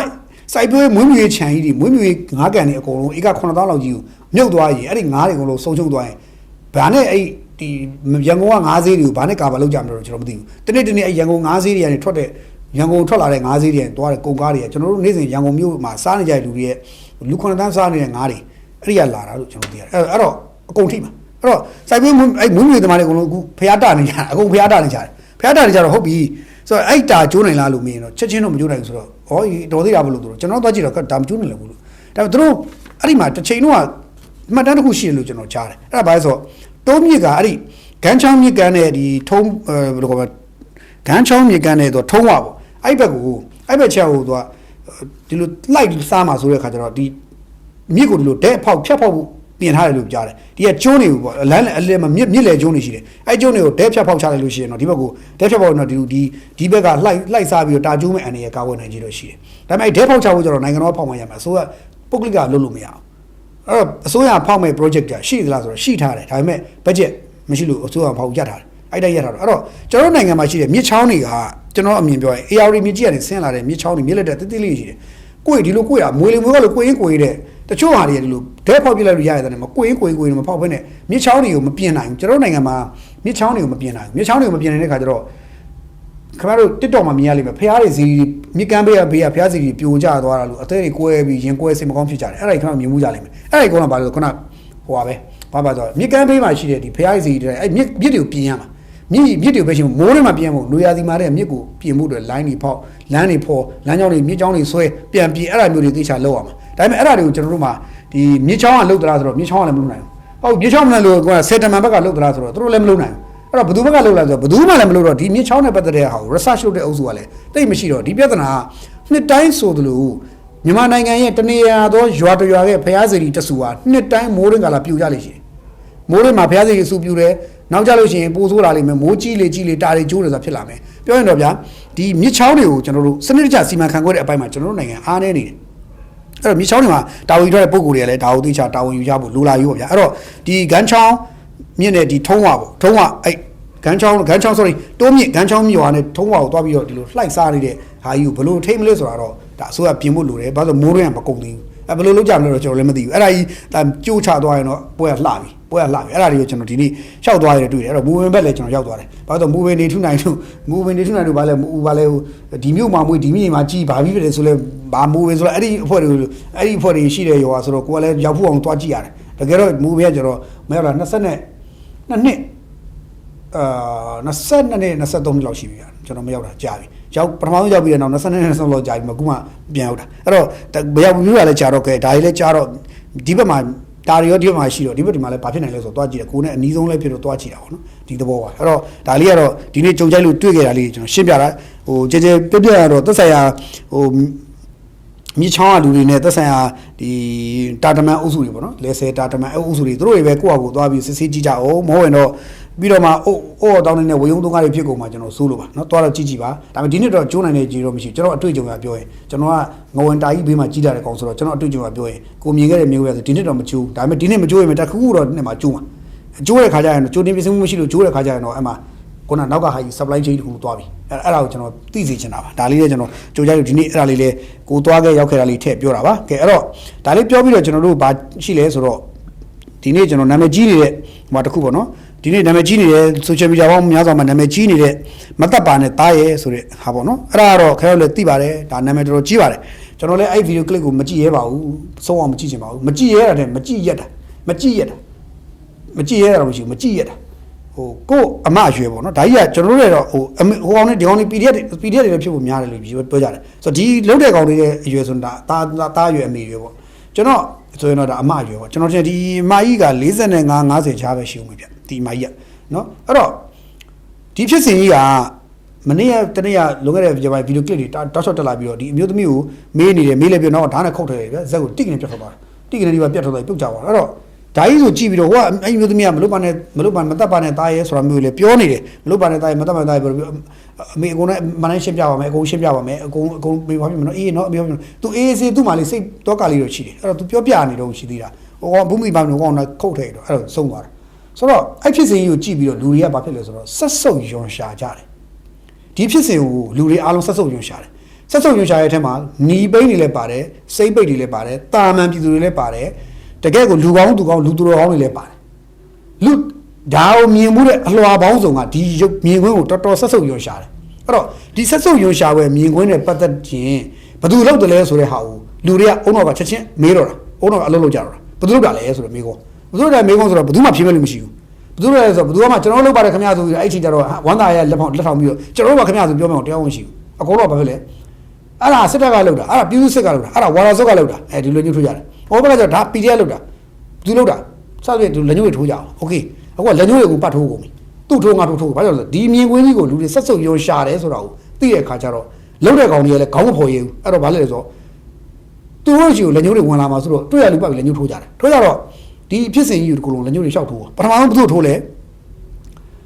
ဝါရစုပြည်သူစစ်အဖွဲ့ကိုလက်ညှိုးထိုးတယ်ဒါဝါရစုပြည်သူစစ်အဖွဲ့ကနေပြီးတော့ဒီလိုမျိုးလူပြည်သူစစ်အဖွဲ့ကနေပြီးတော့လုပ်ပါတယ်ဆိုပြီးလက်ညှိုးထိုးတော့ဝါရစုပြည်သူစစ်အဖွဲ့ကမင်းစိန်တန့်ကသူ့ရဲ့ Facebook ကနေတရားဝင်ပြန်ရှင်းတယ်လက်တော်ဖြစ်ပေါ်နေတဲ့သတင်းအကြောင်းနဲ့ပတ်သက်ပြီးတော့မိမိတို့ဝါရစုအဖွဲ့နဲ့မြည်သည့်အကြောင်းမှဆက်ဆက်မှုမရှိပဲအဆိုအဖြစ်စဉ်အားတဲ့အညာဒေသတစ်ခုမှာ PDF အမည်ခံအဖွဲ့တစ်ခုကလှုပ်ဆောင်ခဲ့တယ်လို့ထင်မြင်ယူဆမိပါတယ်တဲ့ဒါကြောင့်မို့လို့ဒီလိုရက်ကိုလှုပ်ဆောင်ခဲ့တဲ့အဖွဲ့အနေနဲ့တာဝန်ယူဖြည့်ရှင်းပေးပါရန်နဲ့မိမိတို့ဝါရစုပြည်သူ့စစ်အဖွဲ့ကလုံးဝလှုပ်ဆောင်ခြင်းမရှိအောင်အသိပေးအပ်ပါတယ်ဆိုပြီးတော့ဝါရစုကပြောတာရှင်းတယ်နော်ဒါအဲ့တော့အဲ့ဒီမှာဝါရစုမင်းစိတ်တန်ရဲ့အောက်မှာတချို့လာရေးတယ်ဒီဖြစ်စဉ်ဖြစ်တာကတဲ့အညာမှာတဲ့လုတ်တဲ့သူရောခံရတဲ့သူရောအညာလေးတန်းနဲ့ပါတဲ့ဒါဟိုကချင်ပြည်နယ်ဟူးကောင်းဒေသကကချင်ရွာရင်နားမှာရှိတဲ့မင်းစိတ်တန်ရဲ့ဝါရစုအဖွဲ့လို့ဘယ်ကောင်ချိစားပြီးပြောတာလဲပေါ့ဒါမျိုးပြောတယ်ပြီးတော့ဝါရစုအဖွဲ့မှာရှမ်းမရှမ်းနီယဝန်လီစုလက်ချိတ်ကချင်အကုန်ရှိတယ်တဲ့ယူနီဖောင်းတနက်ကစအပြန်စားတဲ့ဗီဒီယိုဖိုင်နဲ့အကောင်တွေတခြားစီပဲဆိုသေချာပြောတယ်အဲ့မှာတယောက်ကကျတော့မြင်းကြံ PDF ကတတ်တာပါတဲ့2023ကတဲ့နော်နောက်တစ်ခါလာကြည့်တယ်ဖြစ်ခဲ့တာ2023ကပါတဲ့မြင်းကြံ PDF လောက်တာပါတဲ့တက်မလို့စစ်ကြောင်းလာတာကိုလမ်းပြလို့ဆိုပြီးတော့ PDF ကတတ်တာပါတဲ့ဒီလိုမျိုးအတိအကျကိုရေးလာတွေ့ရတယ်ဆိုတော့ဟုတ်ပြီမင်းစေတန်က तू မလုပ်ပါဘူးလို့ပေါ်တင်ကိုညင်းတယ်ပေါ်တင်ကို तू မဟုတ်ဘူးလို့ကိုပြောင်းကိုချဲလန့်လို့တယ်ငါမဟုတ်ဘူးတော့ဒါငါမလုပ်ဘူးပေါ့โอเคအဲ့တော့မင်းစေတန်ကလည်းကျွန်တော်လည်းမေးတယ်ကိုမင်းစေတန်အော်ဘလာဆိုတော့ तू မဟုတ်ဘူး तू ကျွန်တော်လုံးဝမဟုတ်ဘူးပေါ့ဖျားပေးချမ်းပေးမလုပ်ဘူးဆိုတာမျိုး तू အတိအကျပြောတယ်โอเคအဲ့တော့ဒီဗီဒီယိုဖိုင်ကို review ပြလုပ်ကြအောင်အဲ့တော့ဒီမျိုးသမီးကိုလုတ်တဲ့သူလက်နက်ကင်6ဦးပေါ့နော်အဲ့ဒီ6ဦးကဓာတ်နဲ့ခုတ်တဲ့ဗီဒီယိုဖိုင်ကနော်မူရေးတင်တဲ့သူကကချင်ပြည်နယ်ဝါရစုပြည်သူစစ်အဖွဲ့ကလူမျိုးဆွဲထားတယ်အဲ့တော့ဝါရစုပြည်သူစစ်မဟုတ်ဘူးလေဆိုတော့အဲ့ဒါတဲ့ပြည်သူစစ်တွေလုတ်တာပါတဲ့တပ်မတော်ဘက်ကစစ်တပ်ဘက်ကထောက်ခံတဲ့ပြည်သူစစ်တွေလုတ်တာပါဆိုတခါခေါင်းစဉ် direction စစ်တပ်ပြည်သူစစ်ကိုချိန်သွားမြင်အောင်နော်စစ်တပ်ပြည်သူစစ်တွေလုတ်တာပါဆိုခေါင်းစဉ်ချိန်သွားအစဝါရစုလည်းလုတ်တာနော်ဝါရစုကသူမလုတ်ဘူးဆိုတော့စစ်တပ်ကပြည်သူစစ်တွေလုတ်တာပါဆိုပြီးတော့ဘယ်နေရာလို့ mention လုပ်တော့ပြောင်းသွားအောင်ဆိုစကလုံးတွေကနှစ်ခါပြောင်းသွားပြီအဲ့တော့ okayလေသာနဲ့ဒေသအတုံးနှုံးတွေစကလုံးတွေကြည့်ရတဲ့ခါကျတော့လေသာအညာလေသာဖြစ်နေတယ်အညာလေသာဗီဒီယိုမှာပြောနေသူအားလုံးကကချင်ဘက်ကမဟုတ်ဘူးမန္တလေးစကိုင်းမကွေးအစရှိတဲ့အညာဒေသမကွေးစကိုင်းမန္တလေးဘက်ကအညာဒေသအတန်တွေဖြစ်နေတယ်တဲ့အဲ့မှာတဲ့စကားမပေါ်နဲ့ဆိုတဲ့စာမပီဘုံပြောတဲ့အတန်တွေကအညာဒေသသုံးတဲ့စကလုံးတဲ့နော်ပြီးတော့တနခါဘကကြတောင်းမှန်နေရှာတဲ့အမျိုးသမီးရဲ့မျက်နှာအနေထားတနခါဘကကြအညာဒေသမှာလိမ့်တဲ့အသွင်ပြင်းတဲ့နော်အဲ့တော့ဝါစုကလက်နဲ့အကောင်းစားကြည့်တာဝါစုမဟုတ်ဘူးဆိုတော့ထပ်ရှင်းတယ်တချို့တွေထောက်ပြတယ်ပြီးတော့အသက်ခံတဲ့သူကပြောတယ်မြောက်ရွာကိုအကျွေးသွားပေးတာလို့ပြောဆိုသွားတယ်တဲ့အထက်မှာနော်သူပြောတယ်မြောက်ရွာဆိုတာတဲ့မြောက်ရွာဆိုတာကတဲ့ဝင်းတူတီဘောဘီလင်ရွှေကူအစရှိတဲ့ဘက်ဒီမှာရှိတယ်တဲ့ပြောဖို့ဆိုပုံရချိန်ထုတ်ကြည့်မယ်ဆိုရင်စကိုင်းတိုင်းဒေသကြီးဝင်းတူမြို့နယ်တဝိုက်ကဖြစ်နိုင်ကြီးရှိပါတယ်ဆိုပြီးတော့ဒါအောင်နားလေတဲ့လူတွေကလေးတန်းရဲ့လှုပ်ရှားမှုရဲ့သူတို့ပြောတဲ့စကားလုံးရဲ့ရွာတွေဒါတွေချိတ်ဆက်ပြီးတော့သိတဲ့လူကဒါပညာရှင်တွေကပြောထောက်ပြတယ်နော်အဲ့တော့အချိန်ကာလရဲ့နောက်ွယ်ရွေချက်တဲ့ဆိုအချိန်ကာလကဒီဖြစ်စဉ်ကအခုမှဖြစ်တာမဟုတ်ဘဲနဲ့လွန်ခဲ့တဲ့ကာလတစ်ခုကမှတ်တမ်းသာဖြစ်တယ်ဘာကြောင့်လဲဆိုတော့ကင်မရာပေါ်မှာဗီဒီယိုကလစ်ကမှုံဝါးနေတဲ့အတွက်ဒါအနည်းဆုံးအဲ့ဗီဒီယိုက2နှစ်3နှစ်ထက်မနည်းဖြစ်ခဲ့ပြီဒီဖြစ်စဉ်ကအခုမဟုတ်ဘူးလွန်ခဲ့တဲ့2နှစ်3နှစ်ဖြစ်ခဲ့တဲ့ဖြစ်စဉ်ဖြစ်ဖို့များတယ်လို့ပြောတယ်အဲ့တော့ပြောရရင်တော့ PDF တွေစတင်ဖွဲ့စည်းစဉ်ကာလနဲ့တွားပြီးကြိုက်တယ်ဒီဗီဒီယိုကလစ်ကတွားနေတဲ့ကာလာတုံးရကာလာရပါတော့အဲ့တော့တေချာတာတစ်ခုကတော့ဒီဖြစ်စဉ်ဟာ PDF တွေရဲ့ဘက်ကလောက်တာဖြစ်နိုင်ကြီးရှိတယ်ဘာကြောင့်ပြောလဲဆိုရှေ့မှာ PDF တွေကဒီလိုမျိုးရဲစက်တပ်ဖြတ်ခဲ့ခုတ်တက်ခဲ့တဲ့ဗီဒီယိုကလစ်ပေါင်းများစွာရှိတယ်ခင်ဗျားတို့ကြည့်ကြရင်လည်းကျွန်တော်မှအဲ့ဗီဒီယိုကလစ်တွေရှိသေးတယ်ပြင်ပြလို့ရတယ်ဟိုအတိတ်တုန်းက TV တွေဘယ်သူတွေခုတ်ခဲ့ဘူးလဲဒီမှာခင်ဗျားတို့ကျွန်တော်ပြမယ်ဒါတွေကကျွန်တော်ပြန်မပြချင်ဘူးမပြချင်ဘူးပြမယ်ဒါမျိုးတွေဒါဘယ်သူလုပ်ခဲ့လဲဒါ PDF လုပ်ခဲ့တာဒါ PDF လုပ်ခဲ့တာနော် ဒါပြည်တဲ့လုပ်ခဲ့တာဒါဘယ်လိုလုပ်ခဲ့လဲဒါပြည်တဲ့လုပ်ခဲ့ဘူးလားနော်နောက်တစ်ခုကကျွန်တော်ပြောင်းရတော့တစ်ခုကဒီမှာဒါမျိုးဘယ်လိုလုပ်ခဲ့ဘူးလဲနော်ဒီလိုမျိုးဗီဒီယိုတွေရှိသေးတယ်အဲ့ဒါဘယ်လိုဒါပြည်တဲ့ပဲလုပ်ခဲ့တာဆိုပြောချင်တာဗျာရှေ့မှာဂျင်ဂျင်ကလုပ်ခဲ့တဲ့ဇလန်တွေကိုကြည့်ရင် PDF တွေလုပ်ခဲ့တာကိုအများဆုံးတွေ့ရတယ်ဆိုတော့ PDF တွေရှေ့မှာဒါမျိုးကုတ်တစ်တက်ဖြတ်တဲ့လုပ်ရတွေကို PDF တွေရှေ့မှာအချိန်ချင်းကျူးလွန်ခဲ့ပြီးဖြစ်တဲ့အတွက်ဒီလုပ်ရက PDF တွေလုပ်ပါတယ်လို့တချို့ကကောက်ချက်ကြီးကြီးမှချတယ်ကျွန်တော်အနေနဲ့ပြောရတော့ကျွန်တော်ကလည်းဒီကိစ္စကိုဒီကိစ္စကိုလုပ်ရဟာပြည်သူစစ်တွေဖြစ်ချင်မှလည်းဖြစ်နိုင်ခြင်းရှိပဲတမတော်ဘက်ကတော့လုံးဝမဖြစ်နိုင်ဘူးအဲ့တော့ပြည်သူစစ်တွေဆိုတာလည်းဖြစ်ချင်မှဖြစ်နိုင်လိမ့်မယ်အဲ့တော့ဖြစ်နိုင်ခြင်းရှိသောဒီလိုလက်ရဲစဲလုပ်လို့ရှိတာဒီဘယ်သူတွေလဲဆိုတာကိုကျွန်တော်တို့အားလုံးကကောက်ချက်ချလို့ရတယ်ဒါပေမဲ့လက်ညှိုးတွေကဘသူအရင်စထိုးလဲဝါရာစုပ်ကိုထိုးတယ်ဝါရာစုပ်ကသူတို့မဟုတ်ဘူးညင်းတော့ဘသူထထိုးလဲဒါတမတော်ဘက်ကပြည်သူစစ်တွေလုပ်တာပါလက်ညှိုးထထိုးတယ်အဲ့တော့အဲ့လိုလက်ညှိုးထိုးနေတဲ့သူတွေကိုယ်တိုင်ကိုယ်ကလေးကမယိုးသားမှုကိုပြောနေသလိုဖြစ်နေတယ်ဆိုတော့ဒါကဘသူယိုးသားမှုလဲဘသူကပါလဲဆိုတာအချိန်တိုင်းတော့အဖြေထွက်မှာပေါ့ဗျာပြီးတော့ကျွန်တော်တို့ကတခုပဲကျွန်တော်ဆူတောင်းပေးမယ်တူတော့အကျိုးပေးကြပါစေလို့ဆူတောင်းပေးမယ်လုံးတဲ့ကောင်လုံးတဲ့အဖွဲတူတော့အကျိုးပေးပါစေလို့ကျွန်တော်ဆူတောင်းပေးမယ်အဲ့တော့လုံးတဲ့ဖွဲကိုယ့်အကူတော့အိပ်ပျော်ကောင်းအိပ်ကောင်းချင်းကောင်းအိပ်ကြတူတော့အကျိုးပေးပါစေလို့ကျွန်တော်ဆူတောင်းပေးမယ်ပြီးတော့ဒီလုတ်ဖြစ်သွားတဲ့အန်တီတွေလည်းပြုတ်သူအစ်ဖြစ်သူအောင်ဒီအကူတော့ကံဝတ်တွေအတိတ်မှာရှိခဲ့လို့ဒီဘောမှာဆက်ရတယ်ဆိုလဲဟိုအမကြီးကျွေးဒီဘောမှာကြေသွားပြီလို့မှတ်ပါပြီးရင်တော့ကောင်းရသူကလေးလာပြီးတော့နောင်ဘဝဒီဝကျွေးတွေမတည်ပါနဲ့တော့ဒါပဲပြောချင်တယ်ရှင်းလေးပဲဘာမှမပြစ်မနေတော့ဘူးဘာလို့ဆိုကျွန်တော်တို့တူတော့ကျိုးပေးပါစေဆိုတော့ပြင်မယ်တူတော့ကျိုးပေးပါစေဒါပဲဒါကဒီလိုရမျိုးကဆက်ဆုပ်ရကြလို့ရဆိုတော့ခင်ဗျားတို့လည်းသိတယ်ကျွန်တော်လည်းသိတယ်ဒီလိုကိုကျူးလွန်တဲ့သူတွေကျွန်တော်လုံးဝလက်မခံနိုင်ဘူးဆိုတော့ချင်းပြောခဲ့တယ်ဒါကြောင့်ကျွန်တော်ဒီလိုလုံးရမျိုးတွေကိုကျွန်တော်ဝိုင်းဝန်းပြီးဖယ်ချင်းပြရမယ်ဆိုတာလည်းကျွန်တော်အချင်းချင်းကပြောခဲ့ပါတယ်အဲ့တော့ဒါလေးကကျွန်တော်ကြိုးကြိုက်လို့ဒီနေ့ထည့်ပြောတာဖြစ်ပါတယ်အဲ့တော့နောက်တစ်ခုကတော့ဒီစကိုင်းဘက်မှာဖြစ်တဲ့စကိုင်းဘက်မှာဆိုတာဒီကောင်တွေဝါရဖြန့်လို့ကျွန်တော်ဒီနေ့ပြန်ဖြေတာမဟုတ်ဘူးမပြောဘူးဘာလို့ဆိုတော့ဝါရဖြန့်တာဘယ်လိုရေးလဲဆိုတော့စကိုင်းဘက်ကတရေတစ်ခုဘာတက်လာလဲဆိုတော့ကျွန်တော်စကိုင်းဘက်ကဖွဲ့တွေကျွန်တော်လှမ်းမေးပါတယ်စကိုင်းမျိုးပေါ်ငါးရကြီးဖျားတဲ့နော်စကိုင်းမျိုးအနောက်ချမ်းငါးရကြီးဖျားနာမှာတဲ့ဒီနေ့မနေ့မှာစစ်အုပ်စုဟိုတဲ့စစ်တပ်ကိုလာပြီးတော့သူတို့စစ်တပ်ကဂိတ်ချတာတိုင်းဂိတ်ကိုသူတို့စစ်အုပ်စုဒီ PDF တွေရပြီးတော့စကိုင်း PDF တွေလာပြီးတော့ဝင်တိုက်တယ်ပေါ့ဗျာဝင်ပြီးတော့မြို့ပေါ်ဝင်တိုက်တယ်ပေါ့ဗျာပြီးတော့ငါးရကြီးစကိုင်းမျိုးနောက်ချမ်းငါးရကြီးဖျားဆိုတာနီးလေးမြို့ပေါ် area ပဲအဲ့ area ကိုသူတို့ PDF တွေဝင်တိုက်တယ်ပေါ့ဗျာဒီလိုမျိုးဝါဒဖြန့်တယ်ဖြန့်တော့ကျွန်တော်ကလည်းဟာဝင်တိုက်ပြီးတော့ရေးတယ်တချို့ရေးရဆိုတော့မြို့မိုင်းလို့ဝင်တိုက်တဲ့အတွက်စစ်တပ်ဘက်ကစစ်တပ်နဲ့ပြည်သူစစ်တွေတုံးရုံသေးတယ်ပေါ့ဗျာသူတို့ရေးကြတယ်တုံးရုံသေးတယ်သူတို့ကတော့ပြီးတော့ဆုတ်ခွာအောင်ပြီးတော့ဆုတ်ခွာတယ်လို့ကျွန်တော်ရေးတော့ကျွန်တော်လည်းမေးတာပေါ့ဘယ်လိုဖြစ်တာလဲဆိုတော့မေးလိုက်တော့ဘာပြောလဲဆိုတော့အဲ့ဒီဟွာရဲ့နောက်ကတဲ့ဒီဘာခေါ်လဲဆိုတော့ညောင်ကုန်းဘက်ကတဲ့နော်အဲ့ဒီဘာခေါ်လဲဆိုဒီစကိုင်းငါးရကြီးဖျားနော်စကိုင်းနောက်ဘက်ချမ်းငါးရကြီးဖျားနဲ့နီးတဲ့ရွာတွေရှိတယ်တဲ့နော်မြို့ပေါ်မဟုတ်အစွန်ဘက်ကရွာပြောရင်တော့ဟိုပါပေါ့နော်ဟိုတစ်ဖာလုံးနှစ်ဖာလုံးသုံးဖာမိုင်ဝက်လောက်ဝေးတဲ့ရွာတစ်ခုရှိတယ်အဲ့ရွာတစ်ခုရှိတယ်မိုင်ဝက်လောက်ဝေးတဲ့ရွာတစ်ခုရှိတယ်တဲ့နော်အဲ့ရွာလောက်ကနေပြီးတော့ရွာညောင်ကုန်းဆိုတဲ့ရွာအဲ့ရွာနေပြီးတော့တဲ့တနက်နဲ့အဲ့ရွာတွေဟိုတဲ့ PDF ဖွဲ့တွေဝင်လာပြီးတော့အဲ့ဒီဝင်လာဆိုတော့သူတို့အရသားဝဆိုတော့ဝင်လာတယ်တရက်တွေဖွဲ့ဝင်လာတယ်ပေါ့ရွာဆိုတော့သူကဒီတိုင်းဝင်လာတယ်ဝင်လာဘူးမှပြောရဘူးအဲ့ကနေလှမ်းပြီးတော့အဲ့ဒီဘာလဲညောင်ကုန်းဘက်ကနေလှမ်းပြီးတော့ဒီငါးရကြီးဖျားဘက်ကိုခေါင်းတိတ်ပြီးမျက်နှာတက်ပြီးလှမ်းပြီးတော့လှမ်းပစ်တယ်တနက်နဲ့ဖောင်းပစ်တယ်ပေါ့နှစ်ချက်သုံးချက်လှမ်းပစ်တယ်တဲ့တနက်ပြစ်တန်ကြားလို့တပ်ဘက်ကနေပြီးတော့ပြန်ပြီးတော့အဲ့ညောင်ကုန်းမှာညောင်ကုန်းဖျားမှာသူကဟိုအထိုင်ချတာလုံငွေဆောင်တဲ့ဖျားဖွဲ့ရှိတယ်အဲ့ဖွဲ့လှမ်းပြီးတော့လက်နဲ့ကြီးနဲ့ပြန်ပစ်ပေးလိုက်တာအဲ့ညောင်ကုန်းဟိုဘက်ကိုအဲ့ PDF တွေဘက်ကိုလှမ်းပြန်ပစ်တာဒါပဲတဲ့ဟိုဘက်ကဖောင်းနဲ့ချက်သုံးချက်ပစ်တယ်ဒီဘက်ကအုံနဲ့ချက်သုံးချက်ပြန်ပစ်တယ်ဒါပဲတဲ့ဘာမှမဖြစ်ဘူးတဲ့အဲ့တော့ဟိုဘက်ကပစ်တဲ့ကြီးစံအနားရောက်လာဆိုတော့ဖျားကုန်းနာမပြောနဲ့ဖျားကုန်းဘယ်နာကြောက်ကြမတော့ဘူးကြီးစံတစ်ချောင်းဖောင်းပစ်ပြီးတော့ပြစ်တယ်တော့မိုးပေါ်ထောင်ပစ်ပြီးတော့ထွက်ပြေးသွားတာတဲ့ဘာမှလုံသွားဘူးတဲ့ဘာမှဖြစ်သွားဘူးတဲ့အဓိကဒါမဲ့အဓိကဆိုတိုက်ပွဲဖော်တယ်ဆိုတဲ့တတိယကိုလိုချင်လို့ဒါကိုထုတ်ပြန်ခြင်းလို့ဝါရဖြန့်တာပါတဲ့တကယ်တော့အနားမှာဘာမှဖြစ်မသွားဘူးစကိုင်းမြို့ပေါ်ကမြို့ကန်ကြီးကောင်းသိပါတယ်သိချင်စကိုင်းမြို့လာကြည့်လိုက်အဲ့ဒီနေရာကြီးလိုက်ပေါင်းပြအောင်မယ်လို့ပြောတယ်ကဲဘယ်လောက်ရှင်းလဲဆိုတော့ဒါမဲ့ဒီကောင်ကဘာလို့အဲ့ဒါကိုဝါရဖြန့်လဲမင်းဒီလိုသတင်းတွေဝါရဖြန့်ပြီးတော့ပဲသူတို့ကနော်ဝါရဖြန့်ပြီးတော့သူတို့ကဒီဟိုနီဘိန်းအုပ်စုတစ်ခုလုံးပျော်အောင်ထားပေးကြတာပေါ့နော်နီဘိန်းအုပ်စုပျော်အောင်ထားပေးကြတဲ့သဘောပါနီဘိန်းအုပ်စုဝမ်းသာအားရအောင်ခွေးဝမ်းသာအောင်လေးပြကြတာနီဘိန်းအုပ်စုအဲ့လိုကျွန်တော်မြင်တယ်ပေါ့နော်ဒါလေးကဒီနေ့ဟိုဖြစ်နေပြောတာပါအဲ့တော့ကျွန်တော်ဒီနေ့အပိတ်လေးကတော့အမျိုးသားစာပေစုရတတစုရစာရေးဆရာကြီးမောင်ဆွေသက်ပေါ့နော်ဆရာကြီးမောင်ဆွေသက်ဒီနေ့ညနေမှာတော့ရန်ကုန်မှာကိုလွန်သွားပြီလို့သိရပါတယ်ကိုလွန်ချိန်မှာဆရာကြီးရဲ့အသက်ကကိုလွန်ချိန်မှာအသက်ကဒီကျွန်တော်တို့သိရတော့အသက်မျိုးခဏပြကျွန်တော်မှားမှာဆိုလို့ကိုလွန်ချိန်မှာအသက်1935ဆိုတော့90အသက်90ကျော်ပြီဗျာကိုလွန်ချိန်မှာအသက်90ကျော်ပြီ1935မွေးရဆိုတော့အသက်90ကျော်ပြီတဲ့ကိုလွန်ချိန်မှာနော်ဘာပြော तू က မောင်ဆိုတက်ဆိုတာတကယ်လည်းနာမည်ကြီးပုဂ္ဂိုလ်တူပါသူကတကယ်လို့ဝနကျော်တင်ပွဲရတယ်စီမံထုချုပ်ပထမဆင်းရတယ်လူမှုထုချုပ်ပထမဆင်းရတယ်တော့ပခုတ်ကူဦးဝုံးပေတပတ်သက်စာပေစုရတယ်မျိုးသားစာပေတသက်တာစု2023မှာရထားတယ်တကယ်ကိုဗျာသူပြောင်းစုအဆင့်ဒုဝန်ကြီးတာဝန်ကြီးတော်ထမ်းဆောင်မှုတဲ့ပုဂ္ဂိုလ်တူလည်းဖြစ်ခဲ့ဘူးလေနိုင်ကြိုက်ဝန်ကြီးစနာပေါ့နော်တာမတ်တွေလည်းလုပ်ခဲ့တယ်နော်မောင်ဆိုတက်ပေါ့ဆရာကြီးပါအသက်60နဲ့တနှစ်အရွယ်မှာအခုဆိုရင်ကိုလုံသွားရရှာပါတယ်ဘာပဲပြောဒါကတော့ဟိုအသက်60ကျော်ထိနေနိုင်ခဲ့တယ်ဆိုတာလေဒါသူ့ရဲ့ဘာခေါ်လဲဆိုကျွန်တော်တို့ဟိုပါရမီကောင်းခဲ့တယ်ပေါ့ဗျာထုံကောင်းကလေးလို့ဒါဟိုကုသိုလ်ကောင်းတယ်ပါရမီကောင်းလို့ဒီလောက်ထိနေခွင့်ရတာပေါ့နော်ဘာပဲပြောလူတယောက်အချင်းတန်းတို့လည်းသွားရတာပါပဲအဲ့တော့ဆရာကြီးနေနဲ့ကောင်းတဲ့သူတွေလာပါစေလို့ပဲမိသားစုကိုစားဆူတောင်းပေးနေဒီနေ့တော့ဒီလောက်ပါပဲအားလုံးပဲကိုကြီးစားသိရှိပါတိုင်းရောစေနာမှန်ထားပါသစ္စာရှိပါကိုယ်နိုင်ငံသားချင်းချင်းအပြန်အလှန်တပ်ဖြတ်နေကြတာကိုလက်ခုလောဝါ TV ပျော်နေတဲ့လူမိုက်လူရန်ကလူသက်ချမ်းဖတ်အားပေးသမားခမားဖြစ်နေသလားဆိုတော့ပြန်လည်မေးလို့ပြောရင်းနဲ့ဒီနေ့လည်းကျွန်တော်တည့်ရနီးလာခဲ့ပြန်ပြီပေါ့ဗျာ